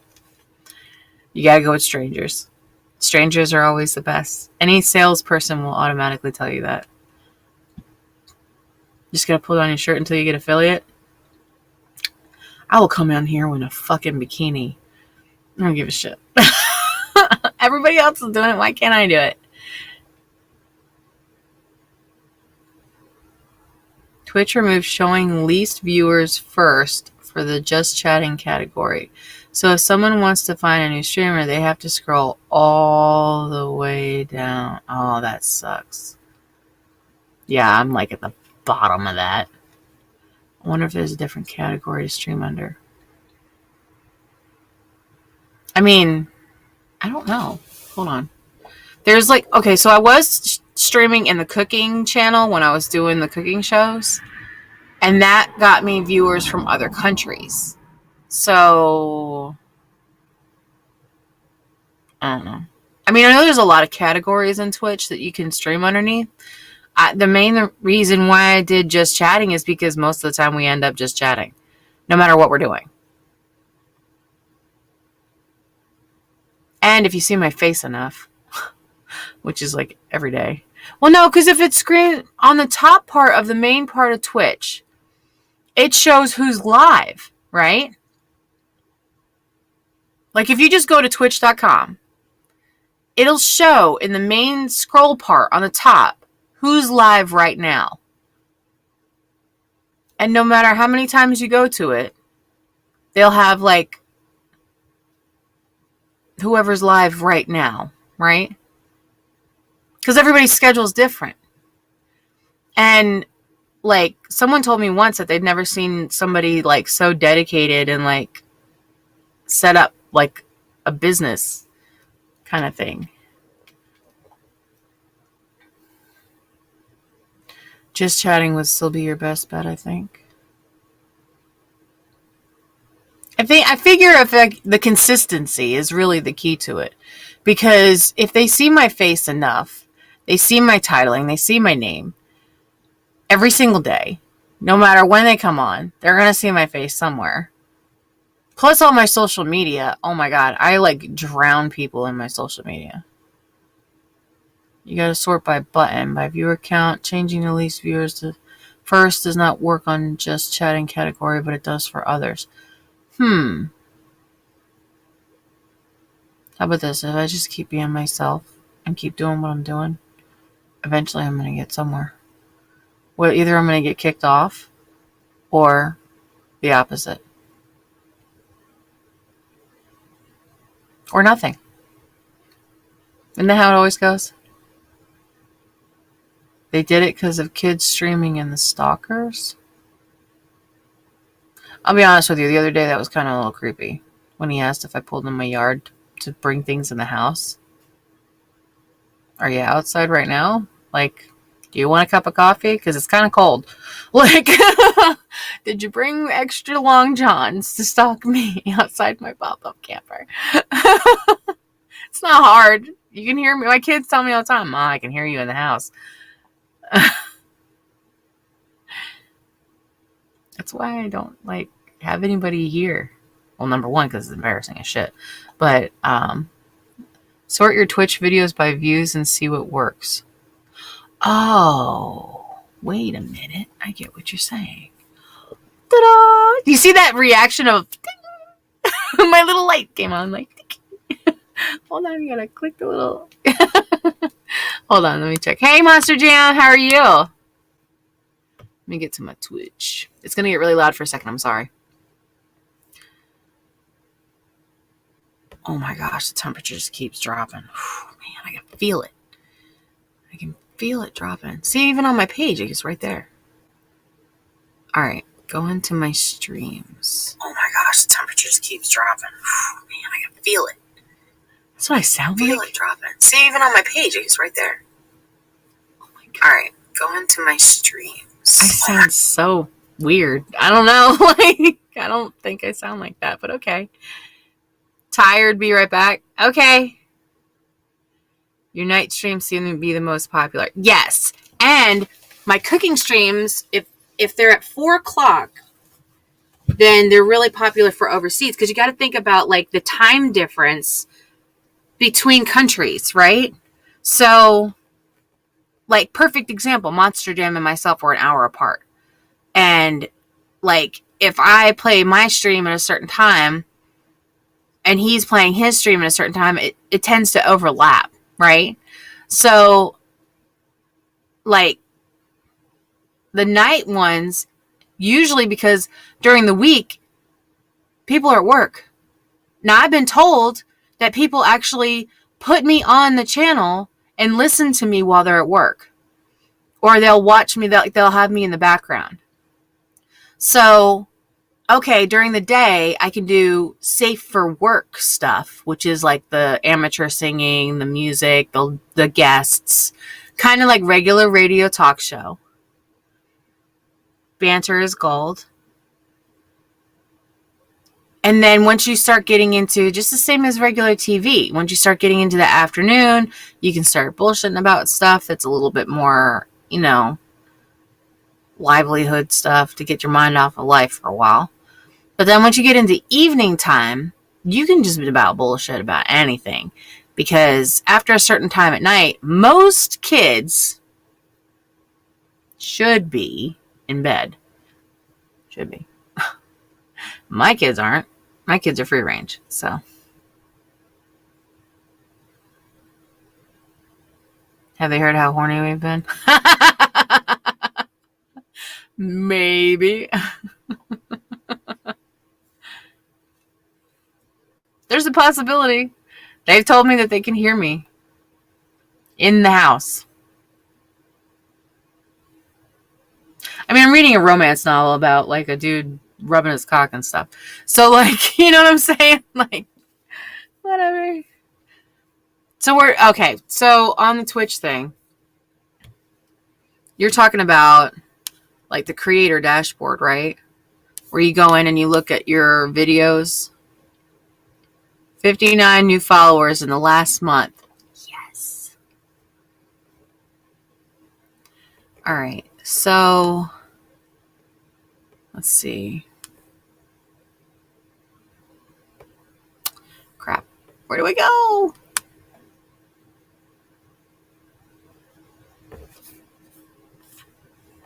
Just click on your channel and go to your videos and sort by popular. Okay. My channel.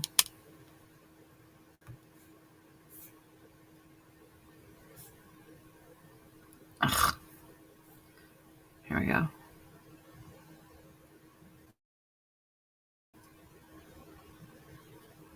For some reason, it doesn't show it on mine. I don't have any panels up yet. Although I did update my link and stuff. Hold on.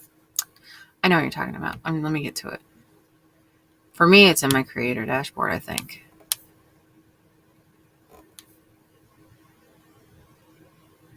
Or maybe it's Stream Manager.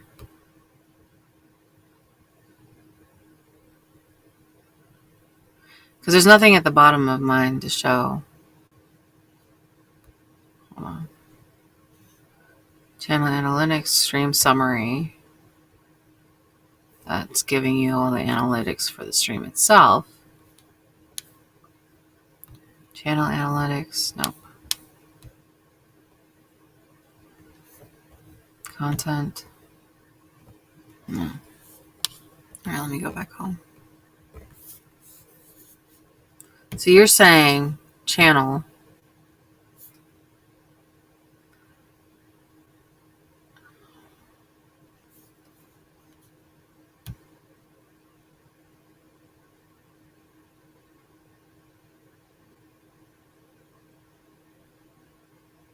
I really need glasses.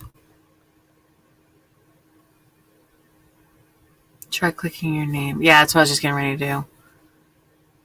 I'll click my face.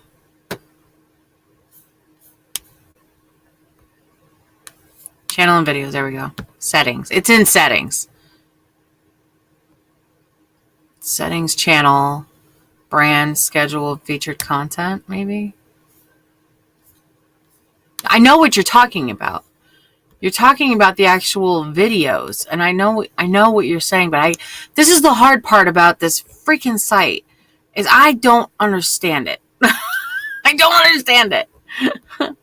It's like there's 3 different ways to get to the same stuff. But I still can't figure it out. I can't figure out how to get there. I know exactly what you're saying because it's showing like a listing of all of the previous like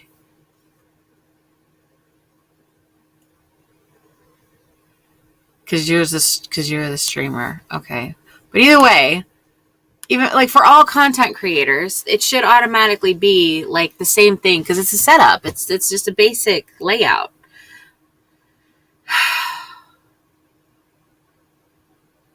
My fingers are freezing. That's why I'm sitting on them. Oh my gosh. I'm gonna have to turn my heated blanket on sooner than I thought.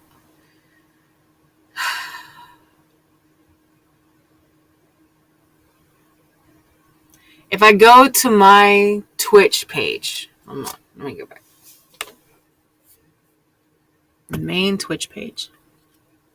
It should show the videos below it, right?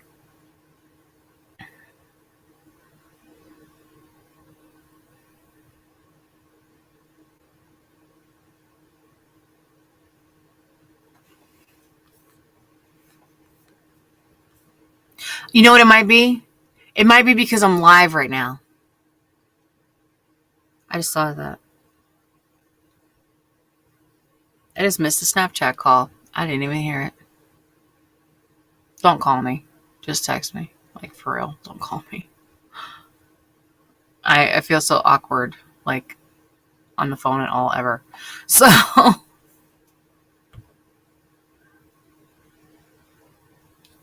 maybe it's video producer. Bam! Video producer and content. All right. So we finally found it. This is why it takes me all freaking day to go through my stuff. because I can't find it. All right, so we're all right. Where are we going? All right, cluster videos super popular. Super popular. All right, it says all videos upload, past broadcast, highlight, expiring, and channel trailer.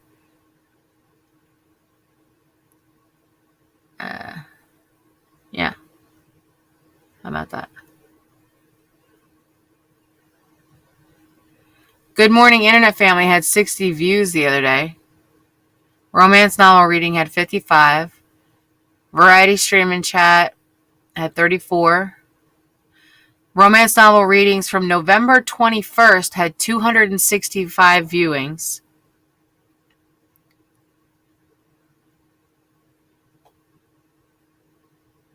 And all the rest of them have like 30 or below. So whatever that one was,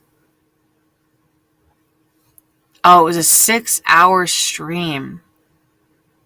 That was the one that we stayed up like a good portion of the night. So November 21st, it was a 6-hour stream. It had 265 views. And it started from 10 p.m. And I think that's when it ended at 4 a.m. You remember when y'all were there? Compare cleavage show in 265 to 50. Hold on, I will. Hold on. I was wearing the blue button-up blouse. No, I'm sorry. The black and white polka dot blouse on the 265, right? Now let's see. What's one of my highest views with the most cleavage? All right. Variety Stream from November 17th. I was wearing the white shirt that's see-through, and it was unbuttoned, and it was at 49. So I had less cleavage, but talked longer.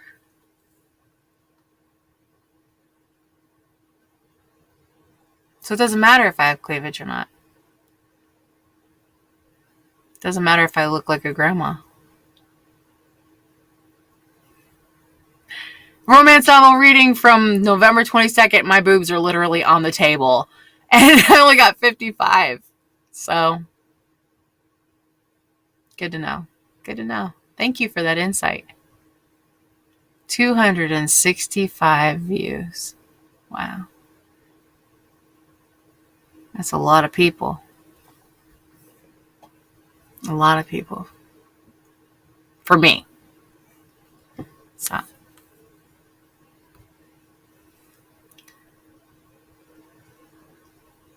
No, actually, it wasn't. It wasn't the night I had my pearls on.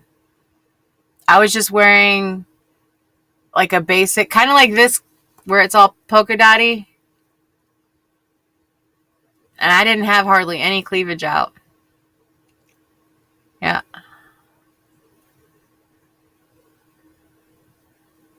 The night I had the pearls on, it only had like 40-something or 50-something people. We can conclude more cleavage, the better. That's just for you. Okay, maybe it's for both of you. Either way, I'm just saying. When it's warmer, give me a nice heater, like a fucking. You know what I was thinking? I was thinking about, those propane heaters. I'm digging my hand in the fucking trash can, looking for a water bottle. Went way past it. A few days of no afternoon streams. You sleep, do a 4-hour evening.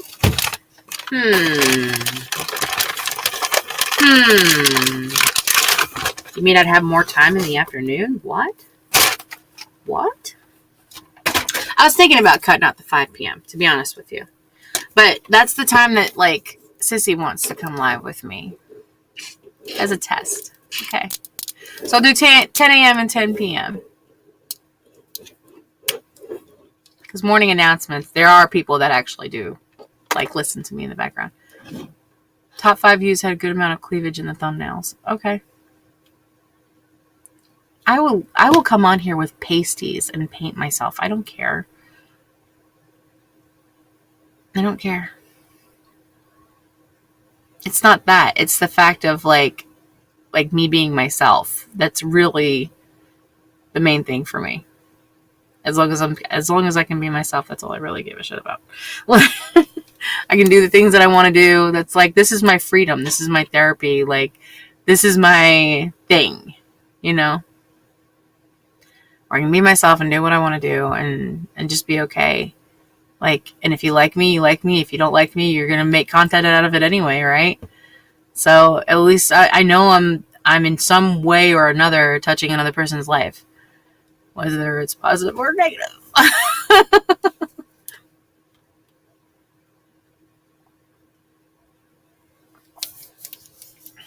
So much for romance novel reading, right? Oh my gosh. I can try.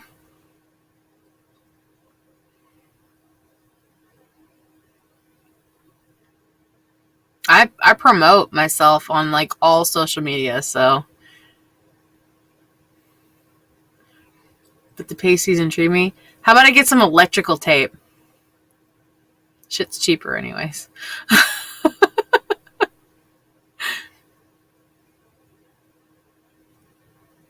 Do you see those bras that all they are basically is just tape?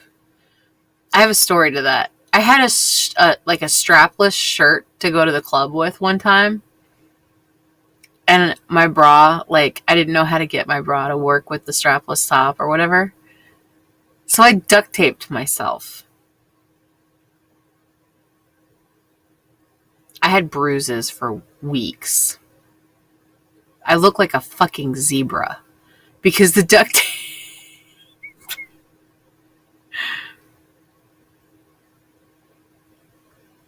On Discord? I can turn that on OF too. And I think FetLife is getting ready to change a bunch of their stuff too. I think they're trying to lean more towards like the OF side. Oh my god, my feet are fucking freezing. I got like my feet wrapped up in this damn blanket.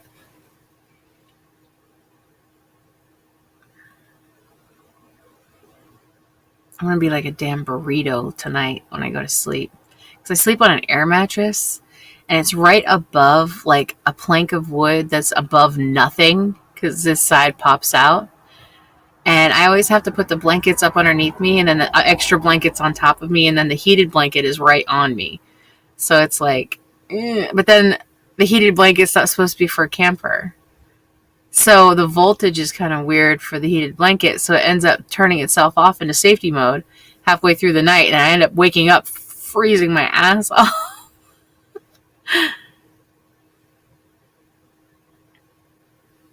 Yep. I think that's Taylor Javot, right? I always say her name wrong. And there's another one too. I just seen her the other day.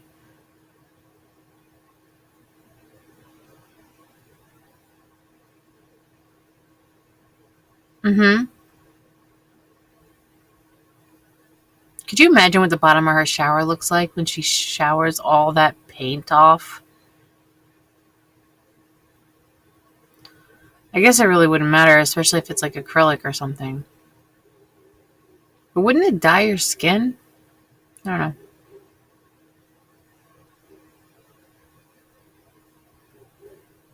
What camera do I use? For what? For this? This is a laptop. It's a Chromebook and it sucks. I hate it. But for mobile, I just use my phone, which is it's a Cricket phone. Streaming? I use the camera on the laptop.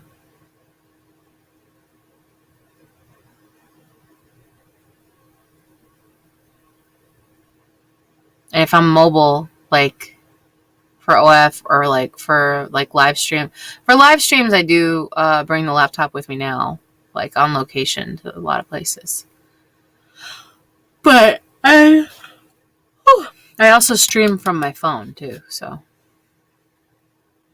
And this phone is like, I don't even know what kind of phone it is. I think it's an LG. I don't know.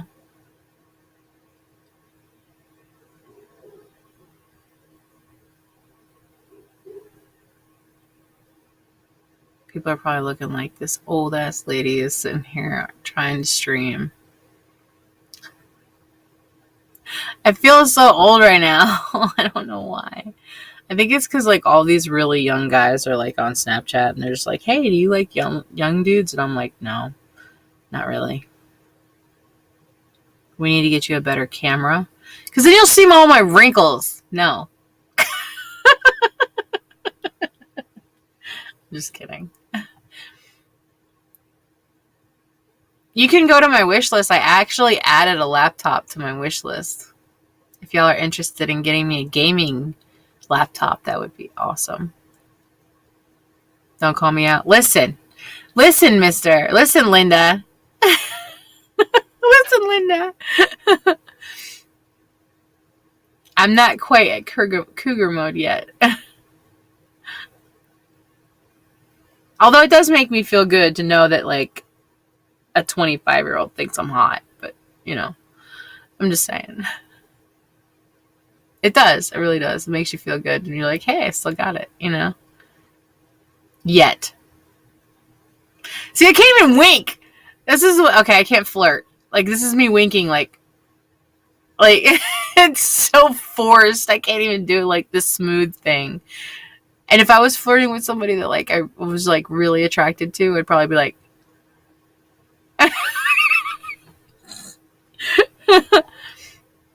or I would legit probably not even make eye contact, to be honest with you.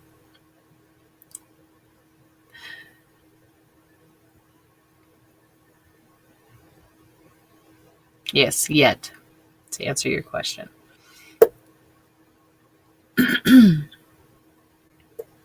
I'm 4 minutes away from 2 hours, and we didn't get but like 4 pages into this book. Hopefully I'll be able to get a place. And I can't wait. I can't wait to get a place. And then I can stream, like, so legit solidly. Like, I could make, like, a business out of this shit. Like, I'm not even joking. Like,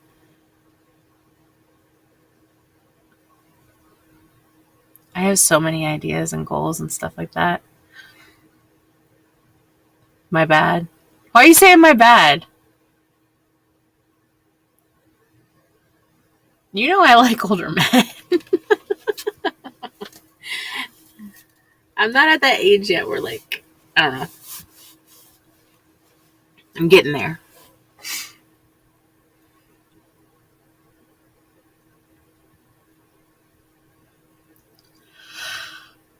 I derailed the book. I was going to derail anyway. I'll be honest with you, I didn't even really feel like reading tonight. I'm studying economics so I can really help with marketing. That's awesome. It's always changing. Did you notice that? Like, there's no one specific way to do it right, you know? It's always like, oh, well, do this now, and then in like a couple of days you'll do this, and then in a couple of days you'll be like this, and things just changing so fast now compared to when we were growing up. Well, when me and Daniel were growing up. Because you know about them youngins. They don't know nothing, right? And those old people, they don't know nothing. And you're damn right, we don't. We don't know shit. We think we know, but we don't know. Just like the young ones. They think they know, but they don't know. Sometimes they think it be like it is, but it do. Or they don't. Wait. Sometimes they don't think it be like it is, but it do. Yeah.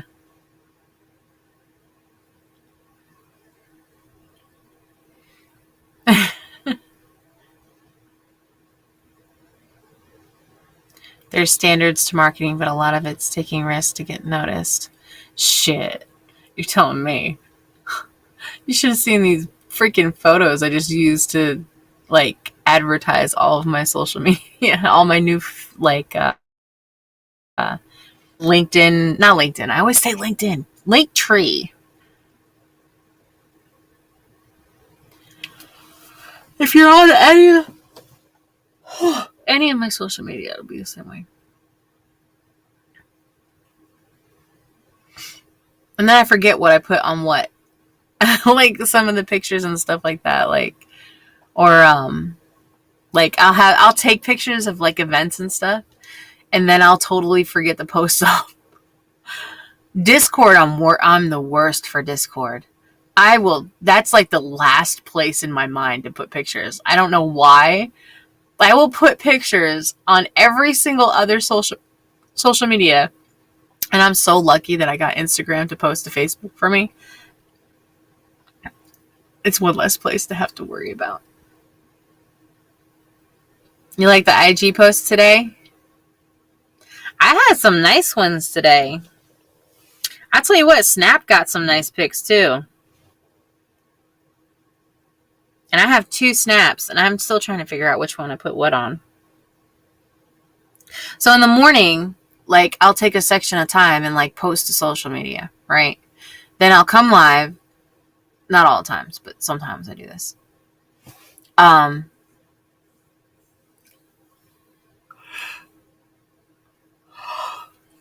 wish I could just, like, post it, and it posts to all the social media that's in Linktree. Like, individually, like the same exact thing go to all of my social media. And then some of them, I want to pick and choose what goes on what. Because I like to leave a little bit of something extra on one side and not enough on the other. Maybe a little touch here and there on one side and like a whole lot on the other. You know? So it's like you have to be on all of my social media to get all the different types of stuff, but I still want to have my advertising on all of them. See what I'm saying?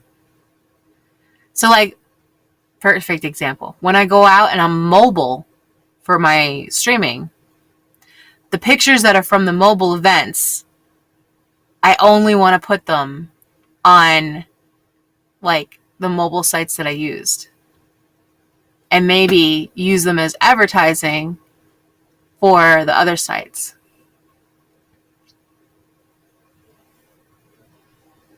Three seconds. Yeah, 30 seconds actually was the elevator pitch thing. But yeah, now with the scrolling, man, I will speed scroll so much. Like, my thumb is like this, and I'm going to have to end up being like probably joint replacement with my thumb at some point. But my thumb should have a 6-pack. But yeah, I totally understand like the speed scrolling. Our old advertising taught us, but these print ad and TV commercials reach 50K people in the city. And if you got 0.5% interest, you were doing great. But if you have 98 followers and 265 views on a vid, the more numbers are all on these other platforms, single mom can do better than local TV personality. Why not, right? There's other people out there in the world that are doing exactly what you dream to do. Just do it. Do what they're doing. If you copy the path that you want to be on, eventually you'll be there. Right? And you just keep going. You just keep going. I don't even look at menus for 30 seconds. Are you kidding? I don't even look at the menus anymore. I just order the same shit every fucking time. So it doesn't matter. Just get me this pizza. And that goes back to what I was saying about growing up and not knowing how to read, because all I did was look at the pictures. And I got so dissed for it. But now that's all everybody ever does. They don't even read anymore. They just look at the picture. Like, oh, that's something. That's like, I like that. I resonate with that. Like, I'm going to go with that. That quick, instant gratification. Whether or not they know what they like because they haven't tried anything else ever. They tried one thing one time and they just stuck with it. Like, yes, I know for a fact that I like this. Now they're not willing to go outside that box anymore. So, yeah. That was my rant for a second. I forgot where I was going.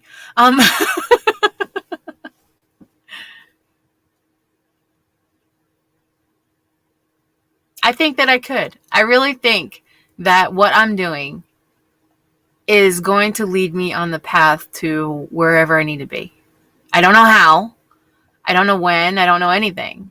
But I really do believe that this ridiculousness, I'm going to be able to look back and be like, oh my God, I can't believe I was doing that in a fucking pop-up camper. Like, I like to think of it this way. Equate view count to town population size. 265 views is a small town. 2,000 views is a large town. 50K is a small city. Example. I live in a very small town that is currently expanding exponentially in a very short amount of time. So if you live in the Statesville area, you need to buy land immediately.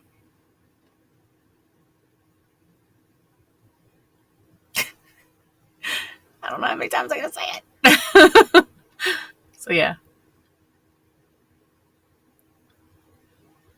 I could be a small town, what was it? TV host or whatever, radio host or whatever. People used to say, I used to stream live downtown whenever I worked for Child Help. I was doing like, I forget if it was like selling backpacks or some shit. I don't know. They would call me the Facebook, not radio announcer, Facebook host or something like that. Because I'd be downtown. I'm live downtown in whatever city I was in, at whatever place I was at, and like, hey, you need to come down and check out this menu. They got this special or whatever. And like I do now with my morning shows. You know, I get really definitive about promoting things.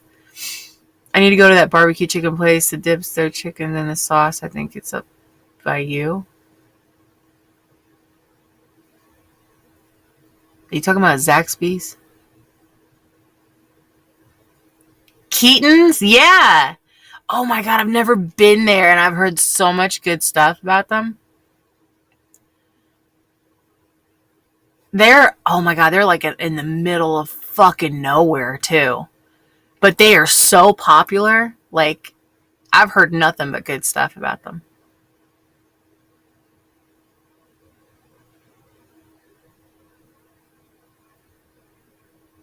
I might go live there one day. Give me some food. Yeah, they are out in the boonies. They're literally like on a side road. Like, you would never know. Like, you're driving along and there's nothing but country and farms. And then all of a sudden, Keaton's. And then again, after you get past them, it's like nothing for miles. And people will drive all the way out there just to get the chicken. Zaxby's is popular there. I tell you what's really popular here in Statesville. Fucking Cookout. The line is always wrapped around the parking lot into the main road. Like, you can't get to the freaking... You can't get through because of the line that's there. They always end up parking on the other side. Like, you have to go around the line. And we don't have a dual... Like, usually Cookout has like a dual ordering system. They don't have that here. It's just one way. You got to go all the way around the building.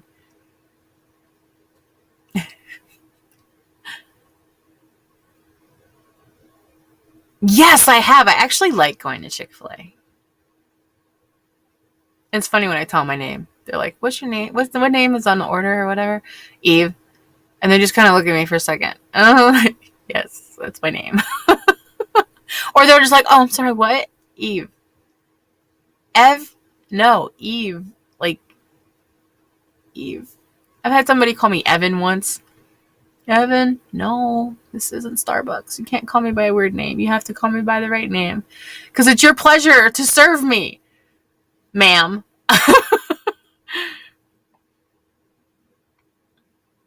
For whatever reason, Cookout BLTs are a vice of mine. Really? I need to try that.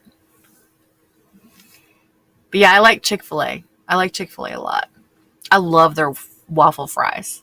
That's my favorite. And then I get Polynesian sauce. I'll pour that shit on anything. It's like sweet and sour sauce, but it's better. And the Chick-fil-A sauce too is pretty good. And I like Zaxby's sauce too. It's a little like spicy though. It's like a little bit. Making me hungry. I had freaking jackfruit for dinner. I need some meat.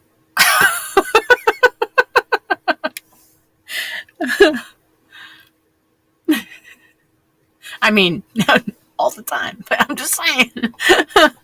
I'm really hungry. I don't have no snacky goodies here. I got my popcorn. I'm gonna snack on my popcorn because y'all make me hungry. Yeah, so I get the big bag, so this way it lasts for freaking ever.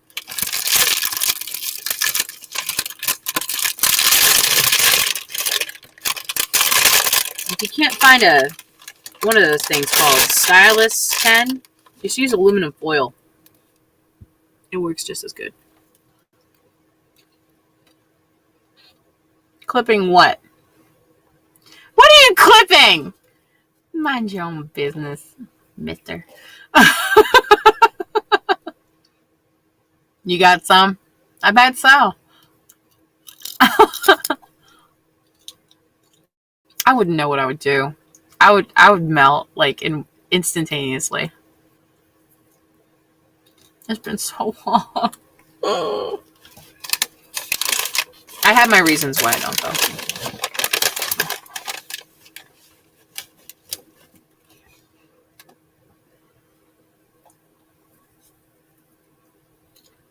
You can send me a clip of that, right? I didn't make Frank get rid of that one clip of me touching my elbows together.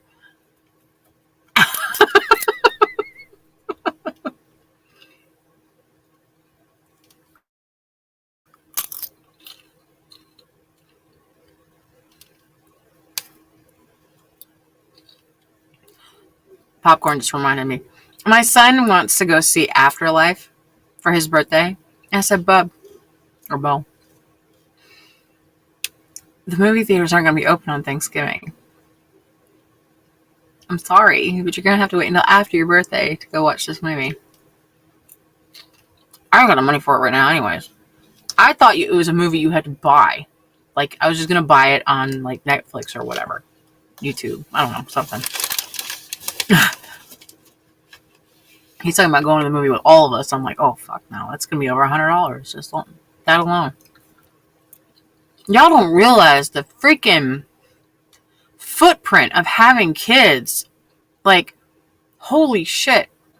I explained to someone my one day amount of food that we would go through with the 6 kids of just basic meals. Nothing fancy, just basic meals.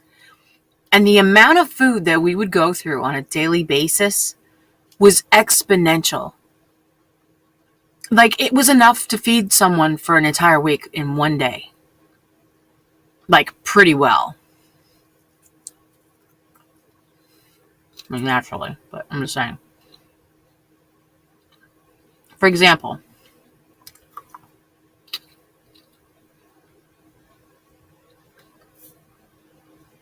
eggs, bacon, toast, orange juice, right? Simple meal. You and I, we could eat that, right? For breakfast. Just real simple, nothing fancy. I'd go through a whole jug of orange juice, a dozen eggs. That's just 2 eggs per kid. Just the kids, not the adults, just the kids. And 2 slices of bacon for the kids. So that was a whole package of bacon. So a jug of orange juice, a package of bacon, a dozen eggs, and a half a loaf of bread. Just for toast in the morning. That was just breakfast. Shit's crazy. Stuff's expensive as fuck now, too.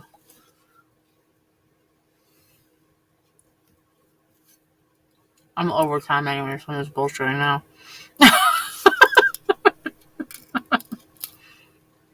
Hey, Monster Jam. We ended up not reading the book, bro. We're trying to figure out some things.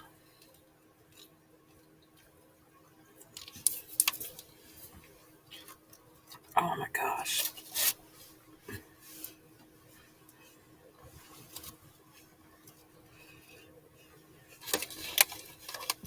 Do you avoid marmalade on toast these days after bringing it on?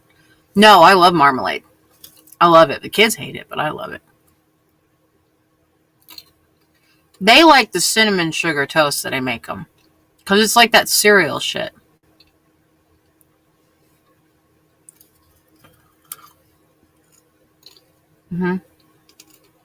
I could take a loaf of bread a whole stick of butter, some cinnamon and sugar, and they don't even have to eat anything else. They'll just eat that before they go to school. You also studied food consumption and economic. Oh yeah, America wastes a lot of food. A lot of food. Man, when I was homeless, I would always hang out around the restaurants. I would go to some of them, and I'd say, hey, your end of day, whatever you're going to throw away, just put it in a bag and give it to me. Like, for real. Because you're just going to throw it out anyways.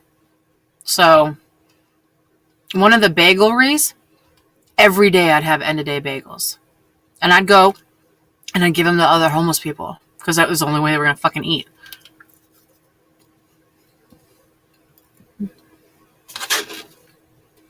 Now it's illegal. You can't do that shit anymore. Out of date stuff, all that stuff.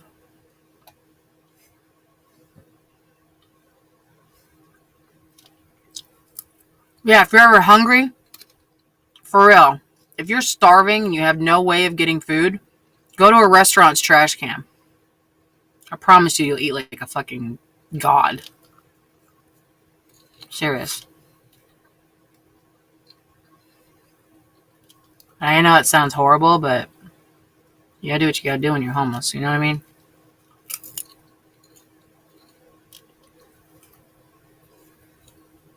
A lot of them changed it too. To like you can't throw away certain things in a specific bin or something. They changed it. There used to be a homeless guy that would start fires with the oil behind the Arby's here. He would use the oil containers and use the vegetable oil to start fires with, and use the cardboard around the container just to get a fire going. Then he started doing it in the dumpster. Like when the dumpster was empty. Oh my gosh. That was scary. Came out there one day and we had a fucking dumpster fire. What the fuck are you supposed to just let it burn? Shit. It's in a metal container. It's good. Like, he wasn't in it, but I'm saying, like, you know what I mean?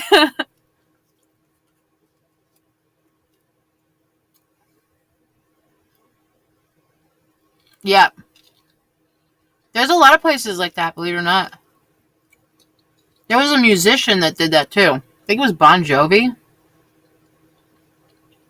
I think it was Bon Jovi. I'm above Charlotte on 77. About an hour north. Are you near me? Because you're talking a lot about this area. That's why I was wondering. He's like, oh no, I got caught. No, she's going to stalk you now. You better watch out. I'm just joking. You have a headache? I wouldn't doubt it with them crazy games you're playing. What were you? You were running that chick over that one game? Then you got all shot up? I don't doubt that. You have a headache now. Marshville? Oh, shit. Hey, neighbor. We need to hang out one time. Daniel's about to get it. But yeah, you do need to advertise in Mooresville. And the surrounding area. Because it's all expanding. Advertise in Statesville. For real. I know people are going to be like, what the fuck? Trust me. Get your foot in the ground now while you can. That would be nice. That would be nice. I would love to. Because you know me and food. I love me some food. And especially if it's good. Just going ahead and letting you know, if it's really good, I'm going to get messy. Just saying. Let me guess, you can clip that too.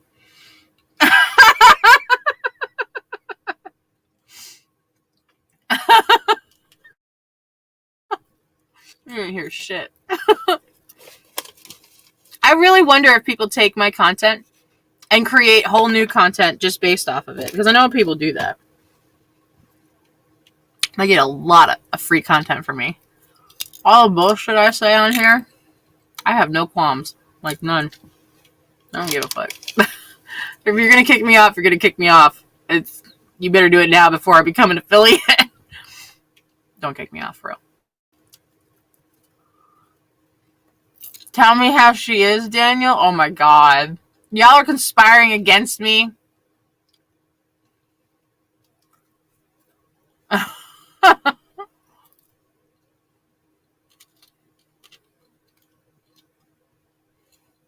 I haven't had any complaints. I'm just saying. I'm very squishy.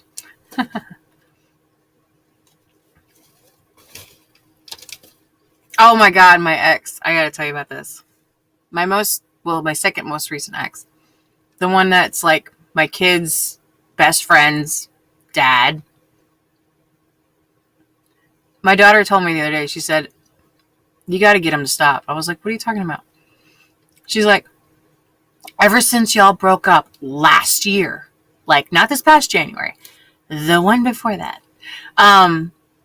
he has nonstop said, hey, is your mom still single? Because if she is, I am too. How the fuck are you going to tell my kids? Like, what the fuck? Dude, I blocked you for a reason, okay? Like, you're married. That's why I broke up with you, because I found out that you're married. Like, no. I'm not down with that at all.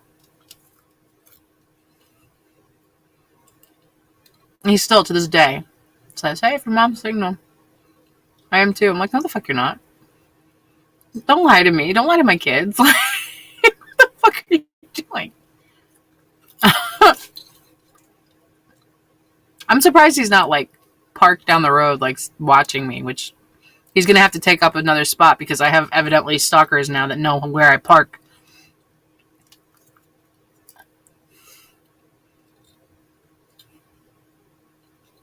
Yeah. Mm-hmm.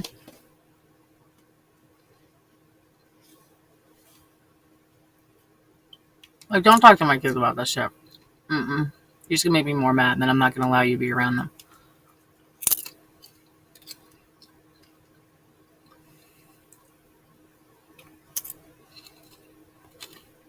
But yeah. I mean, I don't know since then. So I guess I shouldn't really say that. I don't know since then, but that's the reason why we're not together anymore. So, Mr. Chapieski. Your last name is kind of fun to say now that I can actually say it. Because I think of Chappie, the movie. I know you're probably going to get mad at me for that, but whatever. I think of Chappie, the movie, and then Eski. Like, I don't know, just whatever. Eski. Chapieski. I don't know why, but every time I think of your last name, I think of a hockey player. Why? I have no idea. Like a Canadian hockey player. I don't know why. Who was it that was from Canada the other day?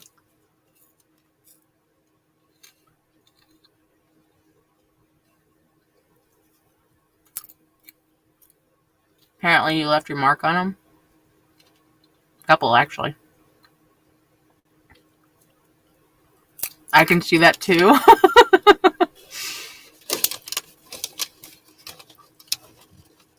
Good morning. Hi. Aw. Much love to you too, Pasha. Mahmut Sivike Pasha. Something like that. I think I speak other languages better than English.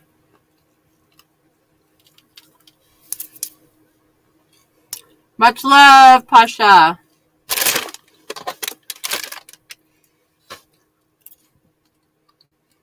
Like, I was talking to a dude that was in Russia, and he didn't speak a lick of English. His name, what looked like Anakin, But his name, he said in English, is Alex. Yes, Merry Christmas to you too. Happy holidays, I should say. Because it kind of covers everything. Almost. We're almost there.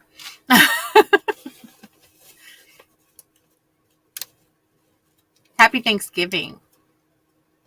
Ish. Kind of. For most people.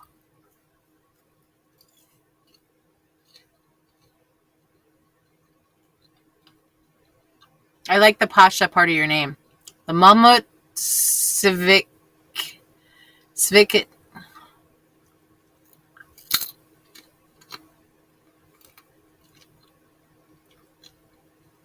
The weather is very cold. Winter has come. Hell yeah, it has.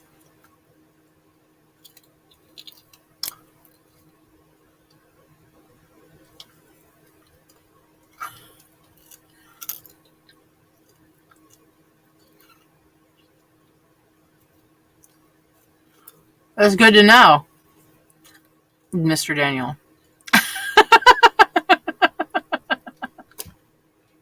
I know the conversation we're going to have when we're eating at Keaton's. He's talking about hockey pucks.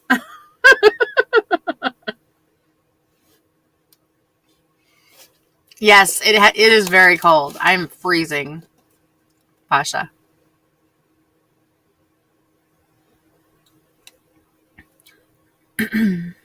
I'm going to try this. And I'm going to botch it. It's going to sound funny as shit. Kokkanim Sikilior. Sure.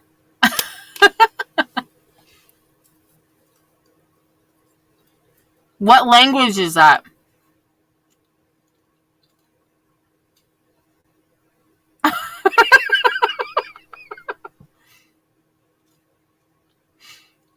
Turkish. Oh, that's awesome. I used to know somebody from Turkey.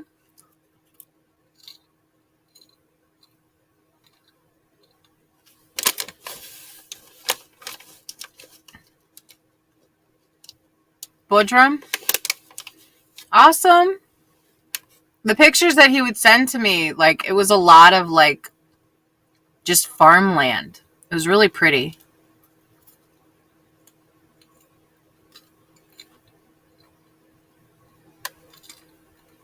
I don't know what it's like where you live. I'm going to have to Google that. Hold on. Y'all Google that. Because I don't know how to do it.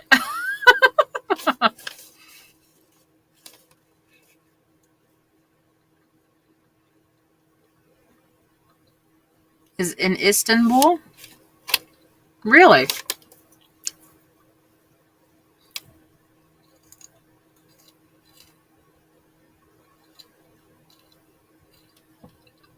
I watch the Korean street food like videos on YouTube.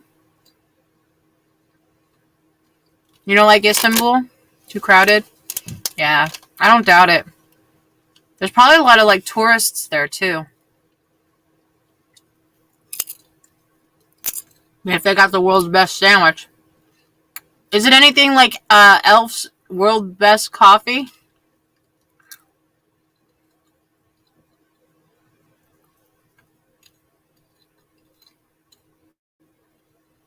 I liked Turkey. I liked the pictures that he sent me of Turkey. That was really cool. Greece's population is 10 million. I don't doubt that either. Santorini, Greece is on my top 10 list of places to go. Like, to go there before I die.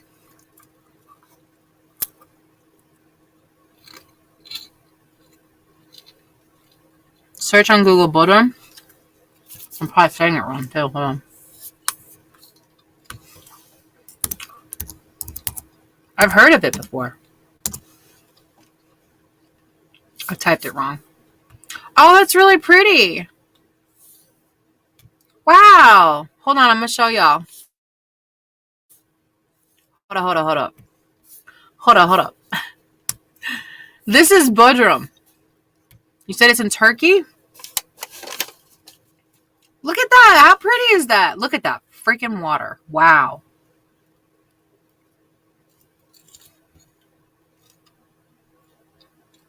I just love the white buildings.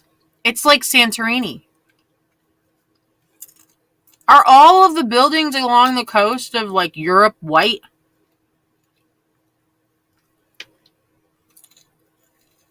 This is really pretty.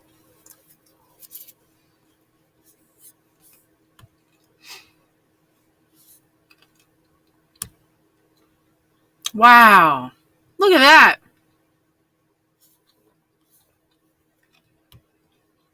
Yeah, this reminds me a lot of Santorini too.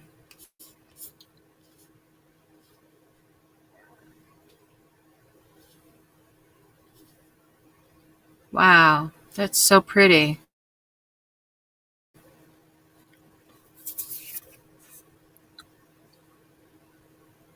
Look at that freaking water. Whoa, that reminds me of the Keys in Florida. La Meridian Bodrum Beach Resort and Wellness Service. I want to go there. That looks fun, right? Look at the sand. And you can see like through the water down to like where the coral is and stuff. That's badass. I like that. Thank you for sharing that with me. Hell yeah, it's beautiful. Turkish Maldives? Is that really what it's called? Your country is beautiful. Thank you for sharing. Your city is beautiful too. I'm making a mess. Oh my god. I'm so hungry.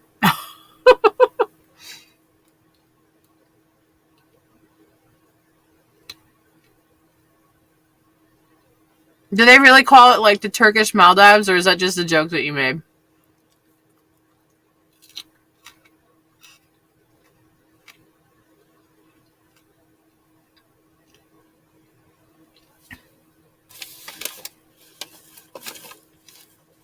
Oh my gosh, it's so cold.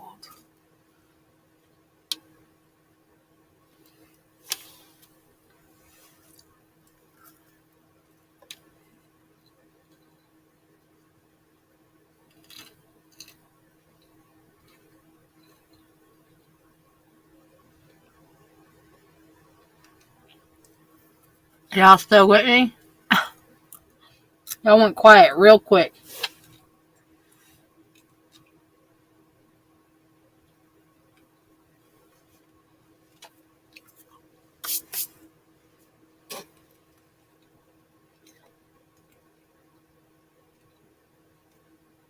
Why do I keep getting this crap? I'm going to show y'all this. This is the crap that I get on a daily basis. Strangers think that we live in the desert and that we're riding camels. Why? Because nobody is taught these things. Nobody is shown the pictures that you just shown me. My hands are still on the keyboard, I promise. Maybe because of our religion? I don't know. A lot of it's because people just don't know. They have no knowledge of these things. My kids were just talking about that the other day.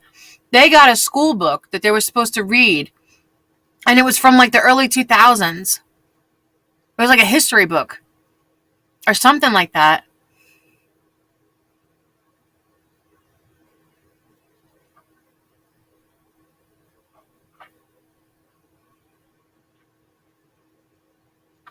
North Carolina, USA.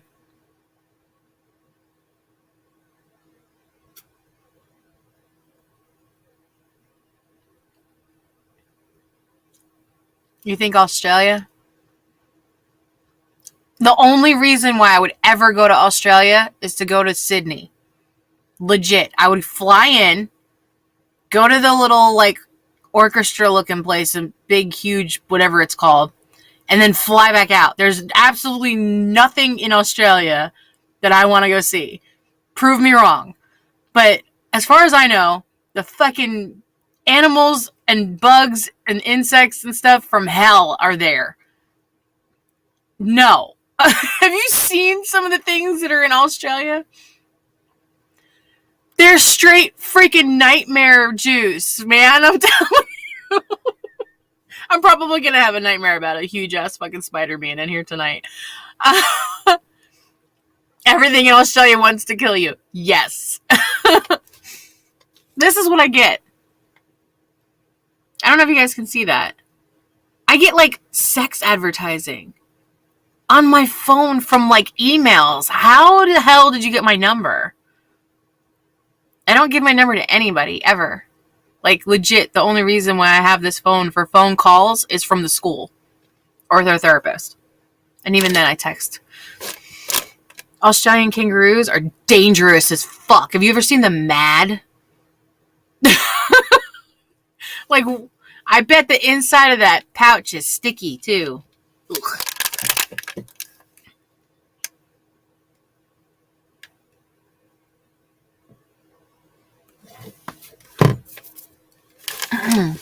Freaking 1 foot spider on wall. Yeah, fuck a whole lot of that shit. Get some bots on IG sometimes. Yeah. They eat kangaroos like deer. Wait, what? What?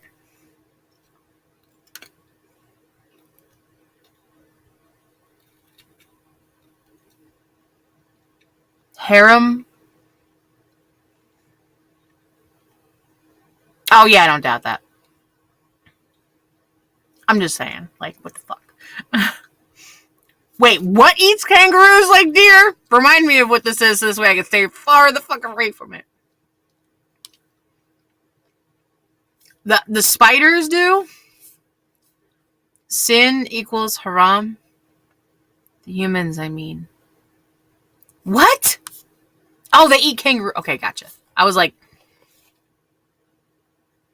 kangaroos eat humans like deer? What? When did this happen? Like, was there like some kind of freak mutation or something that I'm not aware of yet? This is why I don't go to fucking Australia. Because there's human eating kangaroos there. I'm kidding. That's what I thought. I thought that's what you meant. Do I like pork? I'm going to go ahead and tell you, you're not going to like me after this conversation. Yes, I eat pork. I know. I am the scum of the earth compared to most, just by on that one statement alone.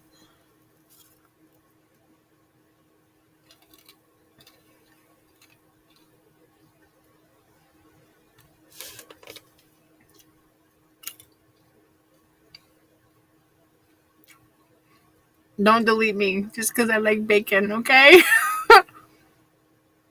I don't think I eat pig nose unless it's in a hot dog. Just being straight up.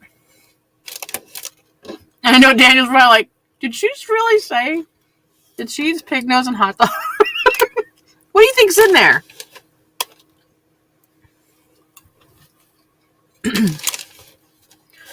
Try to avoid pork because I think pigs are smart. Which they are. They are.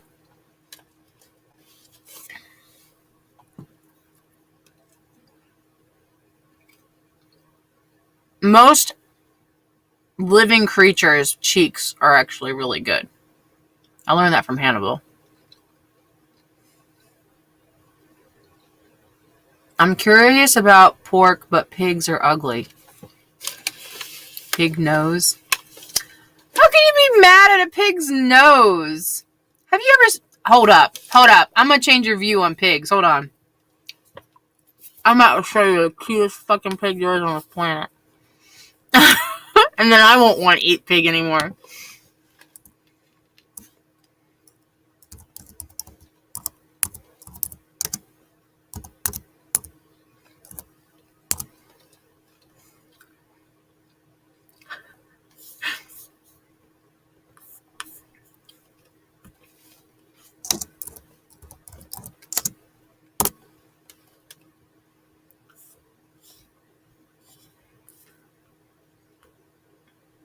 Hold up.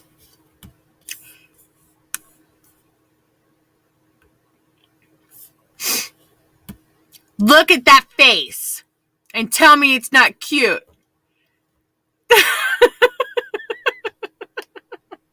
It's wearing little mini pig boots. God. Okay, that one's a little ugly. But I'm just saying, like, you can't say no to those little faces. Look. They're called teacup pigs, and they literally don't grow much bigger than that. They stay tiny like that. Look at this. How cute is their face? You just want to boop their little noses. He's eating ice cream. And he's happy.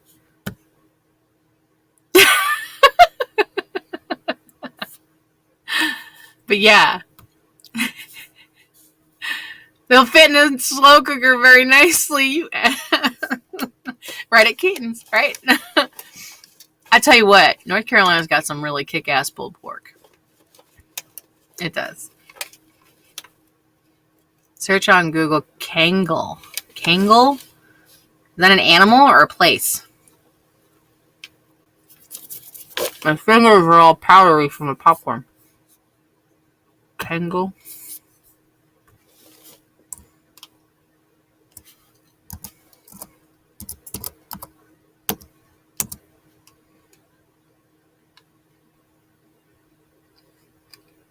Is that right? Look at that face. Oh my goodness.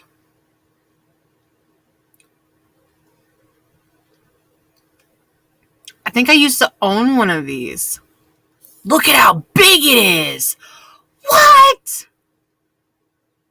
Are you serious? Holy crap. No, I had an Akita. I'm sorry. It was an Akita. Look at this. Oh my God. That face. I could just smoosh it. Look at how big that mug is. Holy shit. Imagine that coming running at you. No. Pig eating ice cream is now barbecue.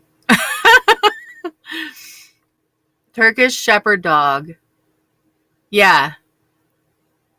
Turkish Shepherd Dog. Kangle. Image stop. Yeah, I had to stop it so I can read the chat line. Chat line. Oh my gosh. This just keeps showing how old I am. The chat boxes or whatever they're fucking called. So. But that is super cute. Oh my goodness. Oh my goodness. Hold up. Did y'all see the Kangles? Look at how big that is. Holy shit. That is a huge fucking dog. That is not a dog. That's a freaking wolf. Wolfie, if you're still on stream with me, I have found you a new puppy. Look at how big that motherfucker is. Like I said, could you imagine that thing like barreling at you? Thinking like this face right here, like I want to play. And you're just like, oh, hell no. Like, what the fuck? Nope. One Kangle can defeat 10 wolves.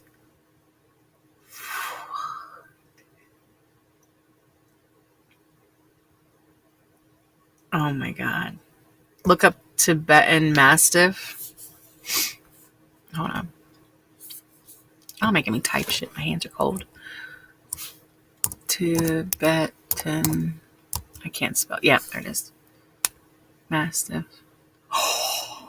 It's super fluffy. Oh my God. Hold on. I'm going to show you how pretty. It's so fluffy. Oh my God. It's like a bear. Angry fucking lion bear, but like.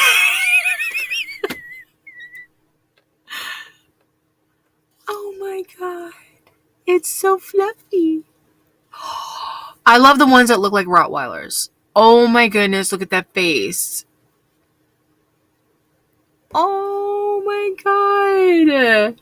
This is so cute. I want to like pick it up and hold its fluffy fur. Look at its paws. That is so adorable. Oh my god. That is so cute. I want a pair of like gloves that are like their paws. Y'all are just like, what the fuck is wrong with you? They're so big that you can ride them into battle. Okay, first of all, I'm 5'4" tall. I am a short woman. I put a fucking saddle on that motherfucker.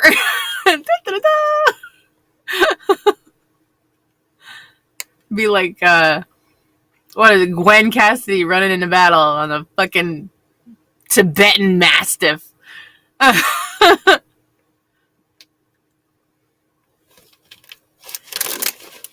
It's my super floof, as I shall call it. Turkish Empire liked this.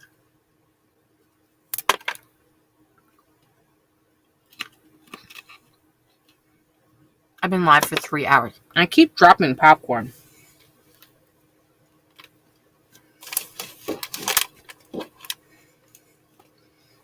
Note to my viewers, if you don't get satisfied in one way, you will find a way to be satisfied.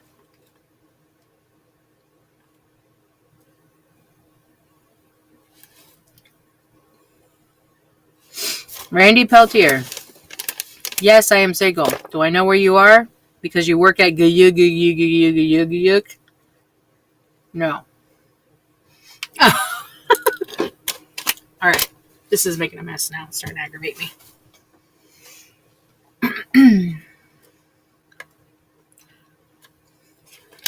Another 6-hour stream. Social media manager powers activate. I need to go to sleep. I should have went to sleep like 4 hours ago. 5 hours ago. I'm about to go sleep in my truck because it has heat. My feet are like icicles right now. Could you imagine cuddling in bed with me and I got into bed right now? Like you're all nice and warm and toasty, comfy as shit, and I come crawling in the bed with my ice ass fucking feet, and I want to put them on you to warm up. It's like sleeping with an icicle.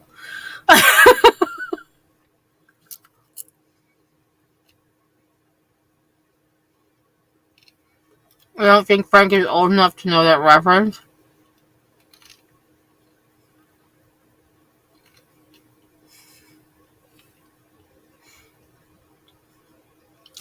Frank knows a lot more than you think he does. He's a sly fucker. You can already tell. He's a ladies' man. I guarantee it. Am I wrong?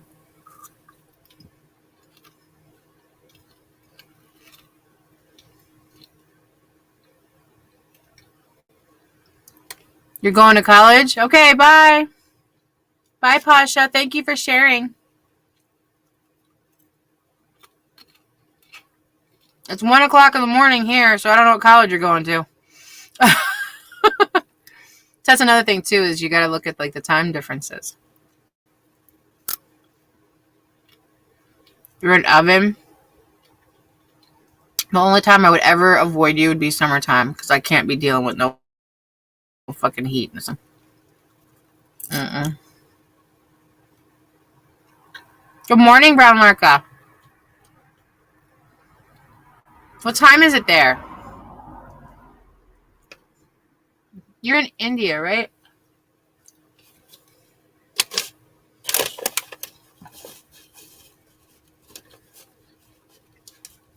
I've listened to old radio dramas from the 30s. See, I told you. Super smart, you can tell. I'm just officially going to have to sweep over here. Not with me.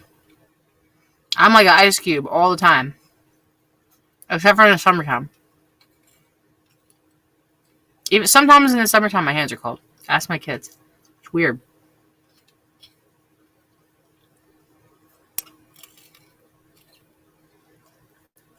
$11:20 a.m.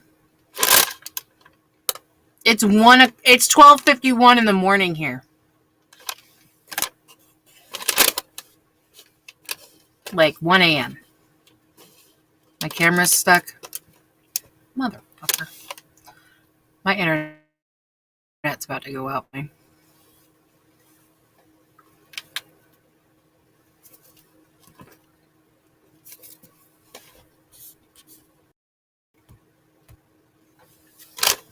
that better?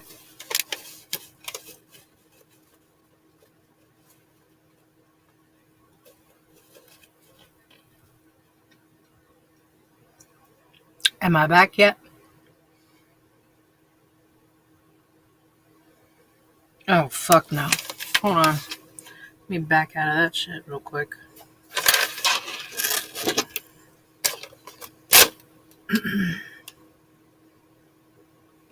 Why are my feet so cold?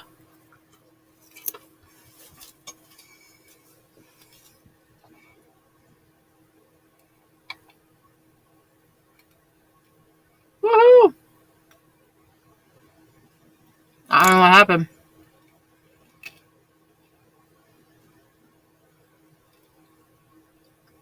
Eve after dark.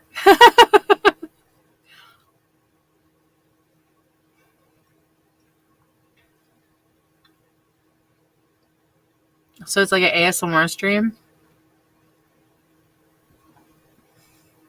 Now is when I start to read the book.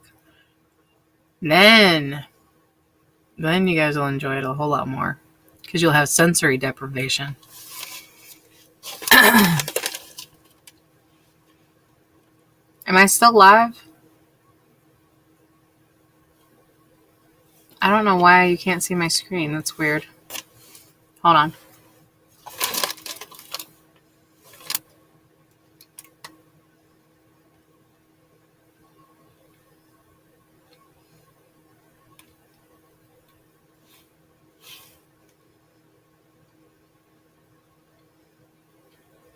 Can you see me now? It's fixed now? Okay. My internet tends to drop out, and when it does, it doesn't give me any warning. So you guys will see or hear me like drop out before I will. And I don't know when it cuts off until it goes black. That's why I watch the Facebook stream, because usually it'll go dark on the Facebook stream before it'll go dark up here. Wi-Fi.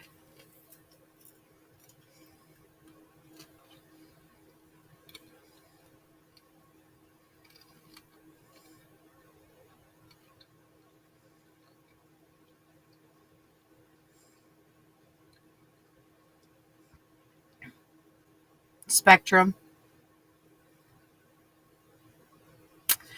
There's other streamers that live around here that have the same issue. Like, it's a really big issue. This blanket keeps falling.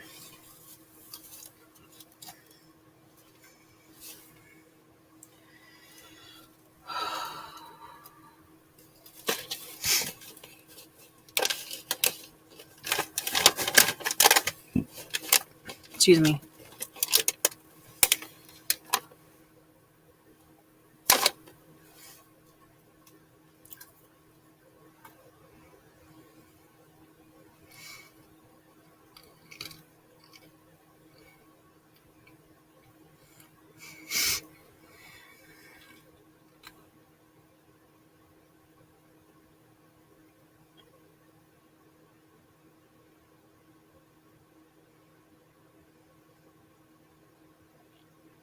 White cheddar.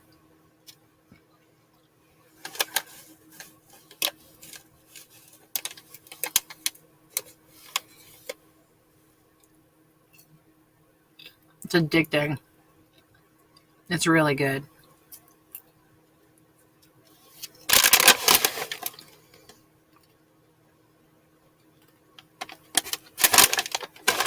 Really good. I just about ate this whole bag by myself. I do too. Oh my god, it's like crack. I'm telling you, man. Shit, once you start eating it, you can't stop eating it.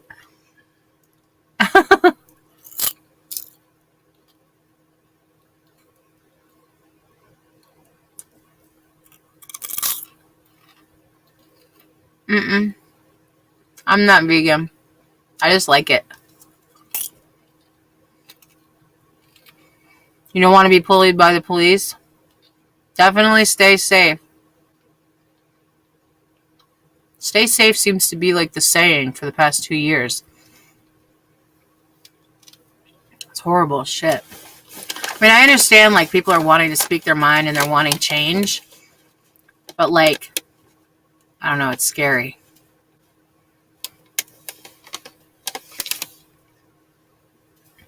I'm all for change, like that's cool and all, but sometimes it's not cool.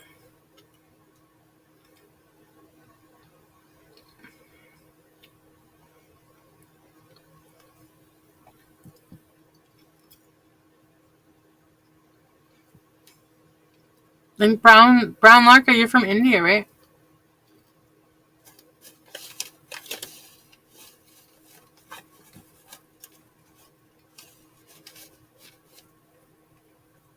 Hmm. That's another thing too. A lot of people, especially this country, don't understand the level and extent of struggles that the other countries have gone through. Like, extreme extent. Like, we're very sheltered over here, I think.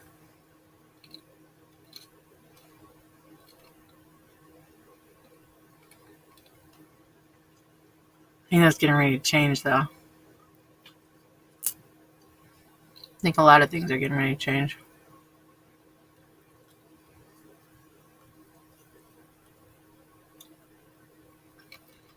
I understand.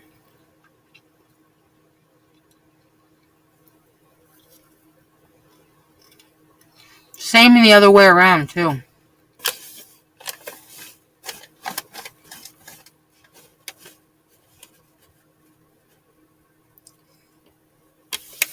Absolutely. I actually have 2.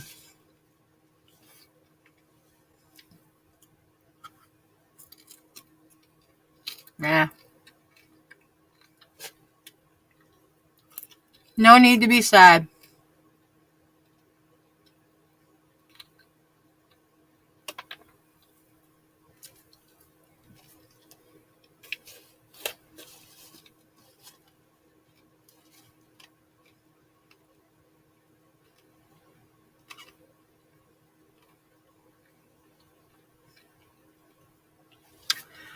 I'd rather you be sad than mad anyway. Uh-huh. Sure do. I guess it's known around the world. Yes, I do. Adult content.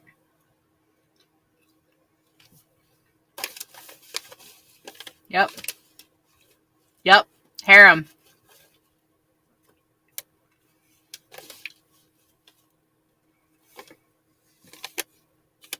I don't prostitute myself, but yeah. I do adult content.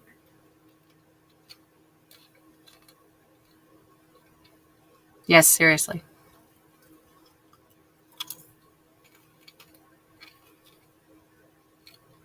Colleen Honey.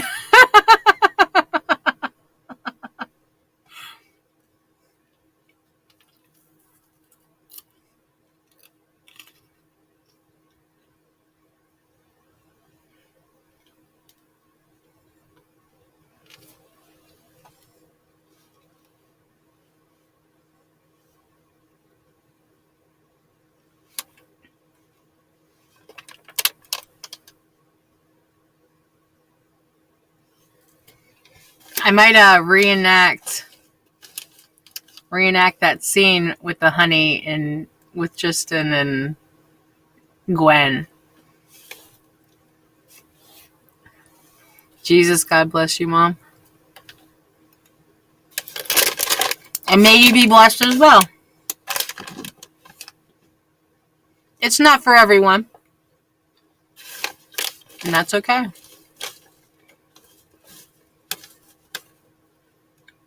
No. They're based in London. They just put special, like, requirements and stuff on it for other countries and states. You gotta remember, the laws are different everywhere. And businesses have to abide by the laws in specific states and countries if they're wanting to do business there.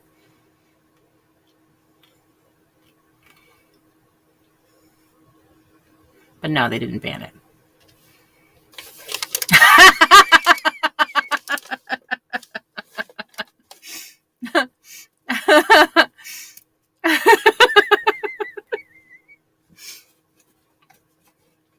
I do solo content. Solo work. I don't meet people for that. It's just me.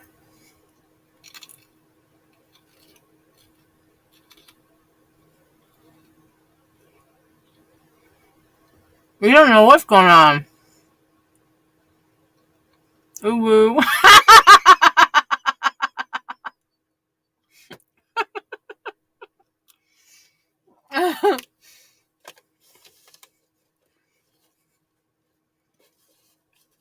I don't even know what that means, but it's funny as shit.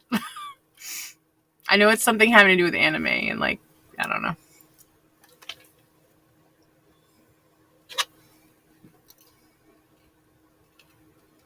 American dream, baby. American dream.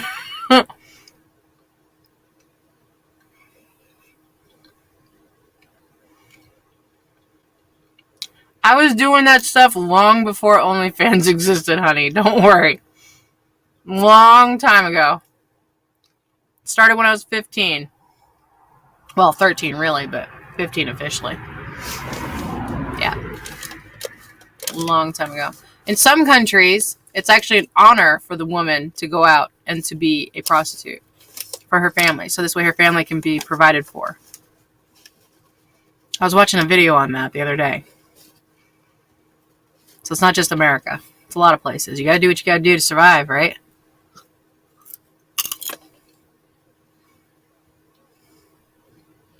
But at some point, the survival mode's gotta go away. I enjoy it because of the fact that it allows me to be creative and it allows me to be able to express myself in a way that is safe.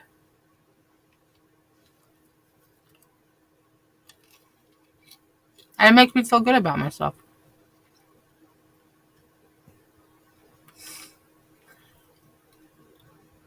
I'm a darling, ma'am, something in the middle, Queen Lilith, something else, and then honey. No, she's a stepmom. I actually am a stepmom. I have 2 adopted kids. He's the F-35. What the fuck is that? I don't understand USA people.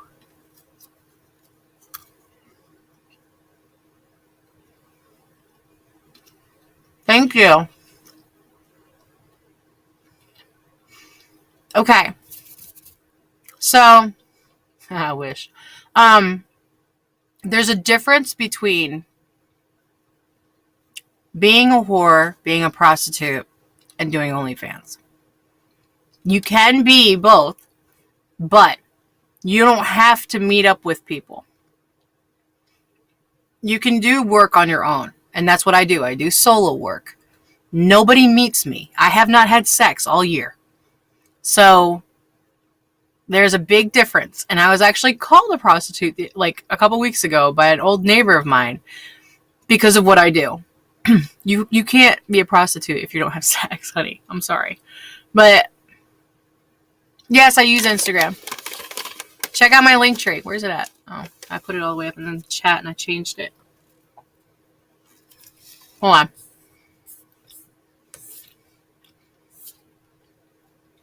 There's a difference between being sexual and having sex. Where's it at? I know I put it in here. Oh, it's too high up on the stream. Damn it. Alright. Yeah, link tree, hold on. There it is. There's my link tree if you'd like to check that out. I was getting ready to get that.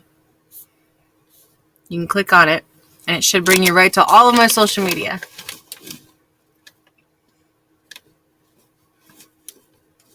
Oh, it's like repeating. Hold on. I have an issue. There must be a stream issue. Before OnlyFans, what did you do for a living? I was actually in the automotive industry. I was a national dealer advisor, which basically is just a fancy word for me being a FCON. FCON? Nice to meet you as well. Tell me I'm saying your name right.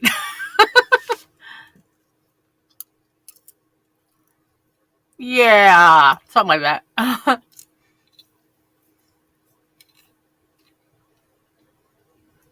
I actually was doing a really good job, and I loved it. I loved it a lot.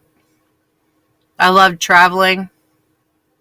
Oh, Ficon? Is that it?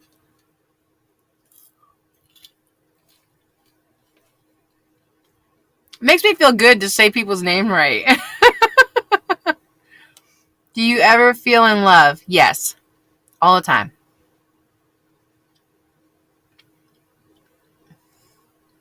Love comes in many forms. It doesn't have to be specific traditional love. You know, you can love your neighbor. You can love these flowers. You know, you can love the way that I talk. You can love anything. Anything. You can receive love from other people as well. Stranger on the street. Kid walking down the hall. You know, you can receive love from anything.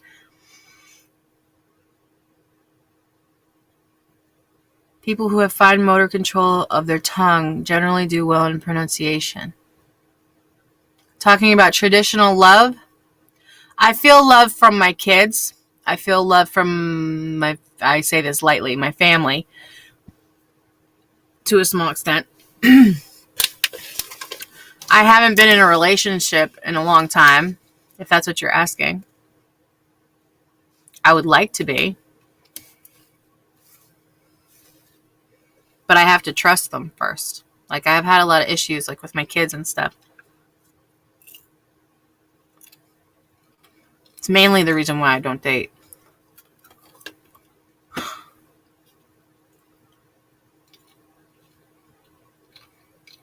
Plus, a lot of people can't handle me. Like, I'm so far out there.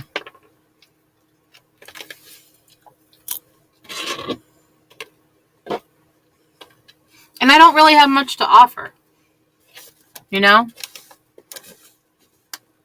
Like, in some countries, they require a dowry, right? I don't have anything to offer. I just have me. That's it. I have a pop-up camper. I have a long history of trauma from my kids. Like, long history of nonsense that I don't want to have anything to do with anymore.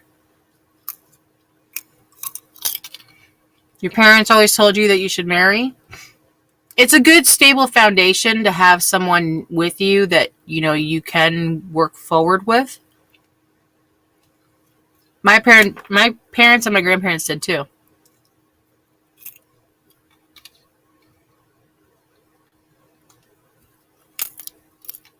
I'd like to build with someone.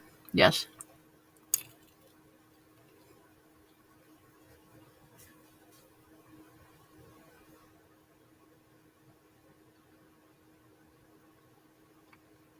Your parents want an arranged marriage? Believe it or not, my grandparents were arranged marriage. And they lasted for 50, 60 years. More than that, probably. Hell, my grandmother was 80-something when she died.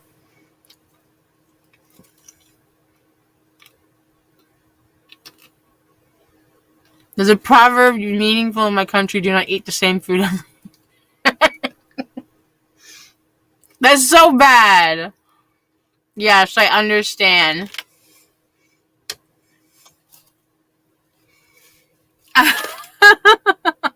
It's like that in America too, evidently.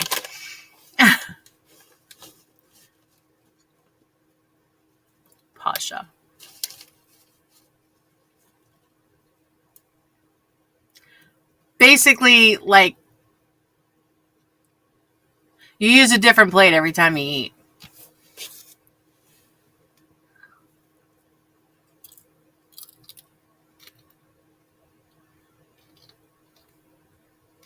Seven different things a day.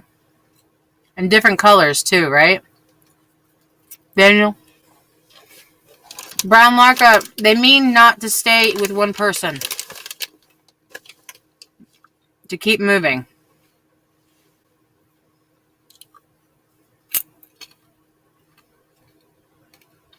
Oh my god, I've been on 3 hours already. My feet are freezing.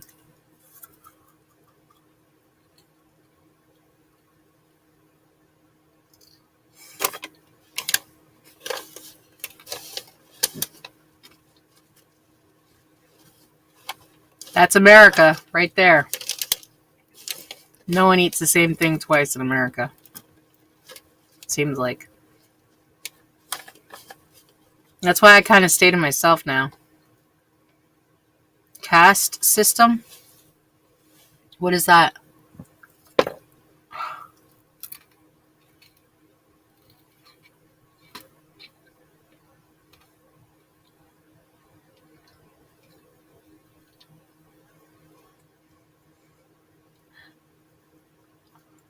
But you're still with one person. You just have like a full course meal. Like 7-course meal.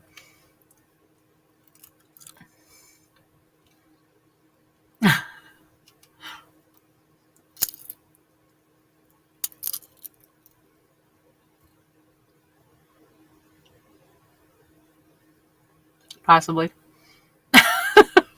Get a leg cramp, maybe. Division of people.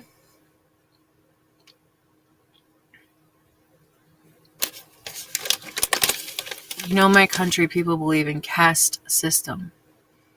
Need a Tesla. No, those things, I love them to death, but they scare the shit out of me, to be honest with you. First of all, if somebody hacks that motherfucker, you're done for. Second of all, if it decides that it wants to lock you in there and not let you out in the middle of a 100-degree day and just turn off all the power, you're screwed. You're cooked like right then. Because there's no roof. It's all glass. Third, they're electric powered. So if it runs out of electric, what the fuck are you going to do? I've seen a meme where it's like, oh, what are you going to do? Go get a bucket of electricity and bring it back to your...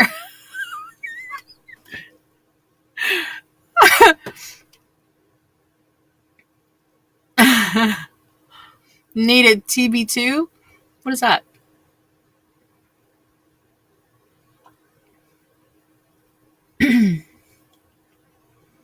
Okay. Hold on.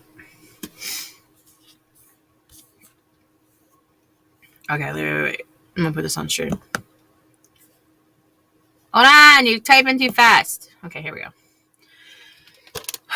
Castes are rigid social groups characterized by hereditary transmission of lifestyle, occupation, and social status. The caste system in India has its origins in ancient India and was transformed by various ruling elites in medieval, early modern, and modern India, especially the Mughal Empire and the British Raj. So y'all ancient. Is that what you're telling me? That shit sucks.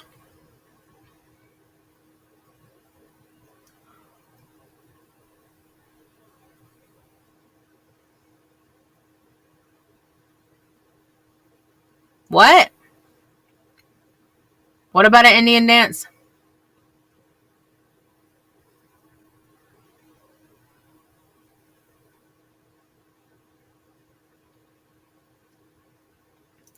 I have no idea. I've seen a couple music videos of Indian dancing. Very interesting. It's definitely different. And also the music videos are different too. I noticed that. Like y'all's like, I don't really want to say like boy bands because it's usually a girl singing. I don't know. It's different.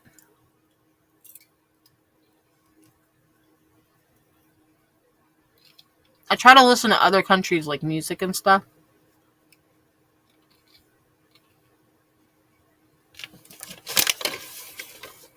I'm weird like that.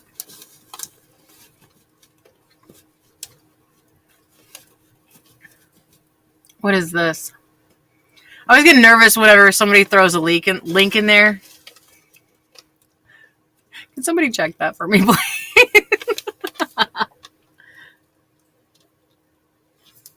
Hold up. Pin.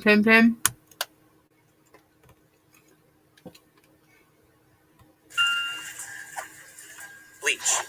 60 more Shush. No commercials. Goodbye.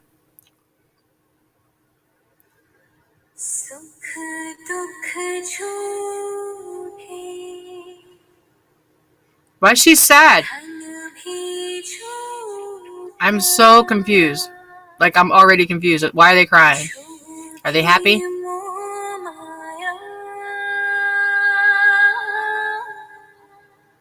I'm assuming that's happiness. Alright, I see a smile. I don't know, I get nervous like when people like are crying and shit. Oh, that girl on the left is really pretty. Hold on. Y'all don't even see what I'm talking about. I'm just gonna stream like a few seconds of this. She's so pretty. Oh my gosh.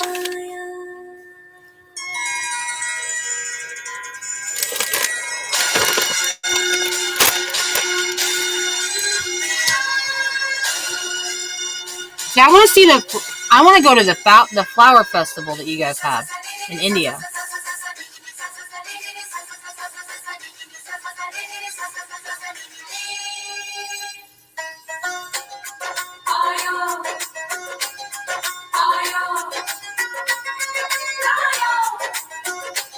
Look at all those colors.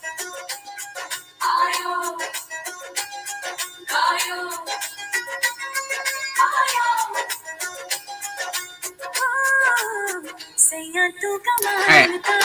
I don't want to get banned, so that's pretty cool. Oh, I gotta stop that. Dance time. I don't know. I love like the colors and like the flowers and everything like that that's over there. It's really cool. My daughter does mandalas on her arm. She draws on her arm. Like she gives herself tattoos at school. And she does like the henna. I think they're mandalas. I'm not sure.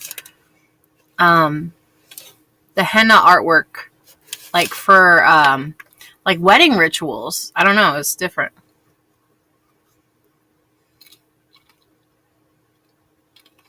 She's got it like all over her hand.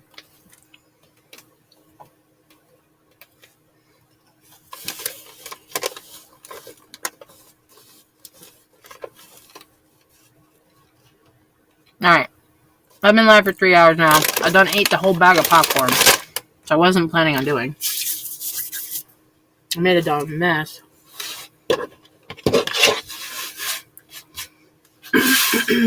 Y'all need to stay safe today, evidently. And I'm going to kick off of here in just a second. Because I've been live for too long. Oh, yeah. Well, India has, like, the monsoon season, too. Right? I'm going to try my damnedest, Daniel, for real. For real. It is fucking freezing in here right now. It's 27 degrees outside. I have a little tiny space heater, and I'm about to go turn on the heated blanket and try to find some more clothes to put on because I have, like, 3 or 4 layers on right now. And a blanket. And the heater on me, and I'm still freezing.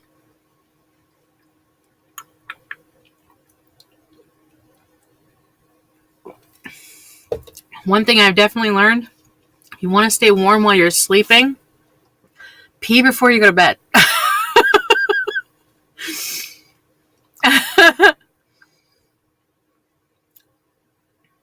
Cheers, Eve. Stay warm. Yep, absolutely. I will try my best. Sorry, Frankie Poos.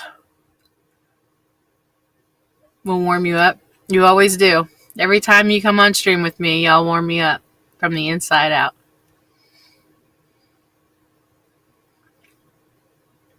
All right, guys. Hope y'all have a good day overseas and in America. I hope you have a wonderful evening. Until next time, 10 a.m. tomorrow morning, I will be live as well. Milk jug on the end table is for. Oh my God. I can't say anything because there's a jug outside too. So there's a bucket outside. So yeah. All right. Hope y'all have a wonderful day, a wonderful evening, a wonderful next 24 hours. And until the next time I see you guys again, which God only knows what that will be, but most likely it'll be 10 o'clock in the morning. Good night. I hope you have sweet dreams, a wonderful day. Until I see you again,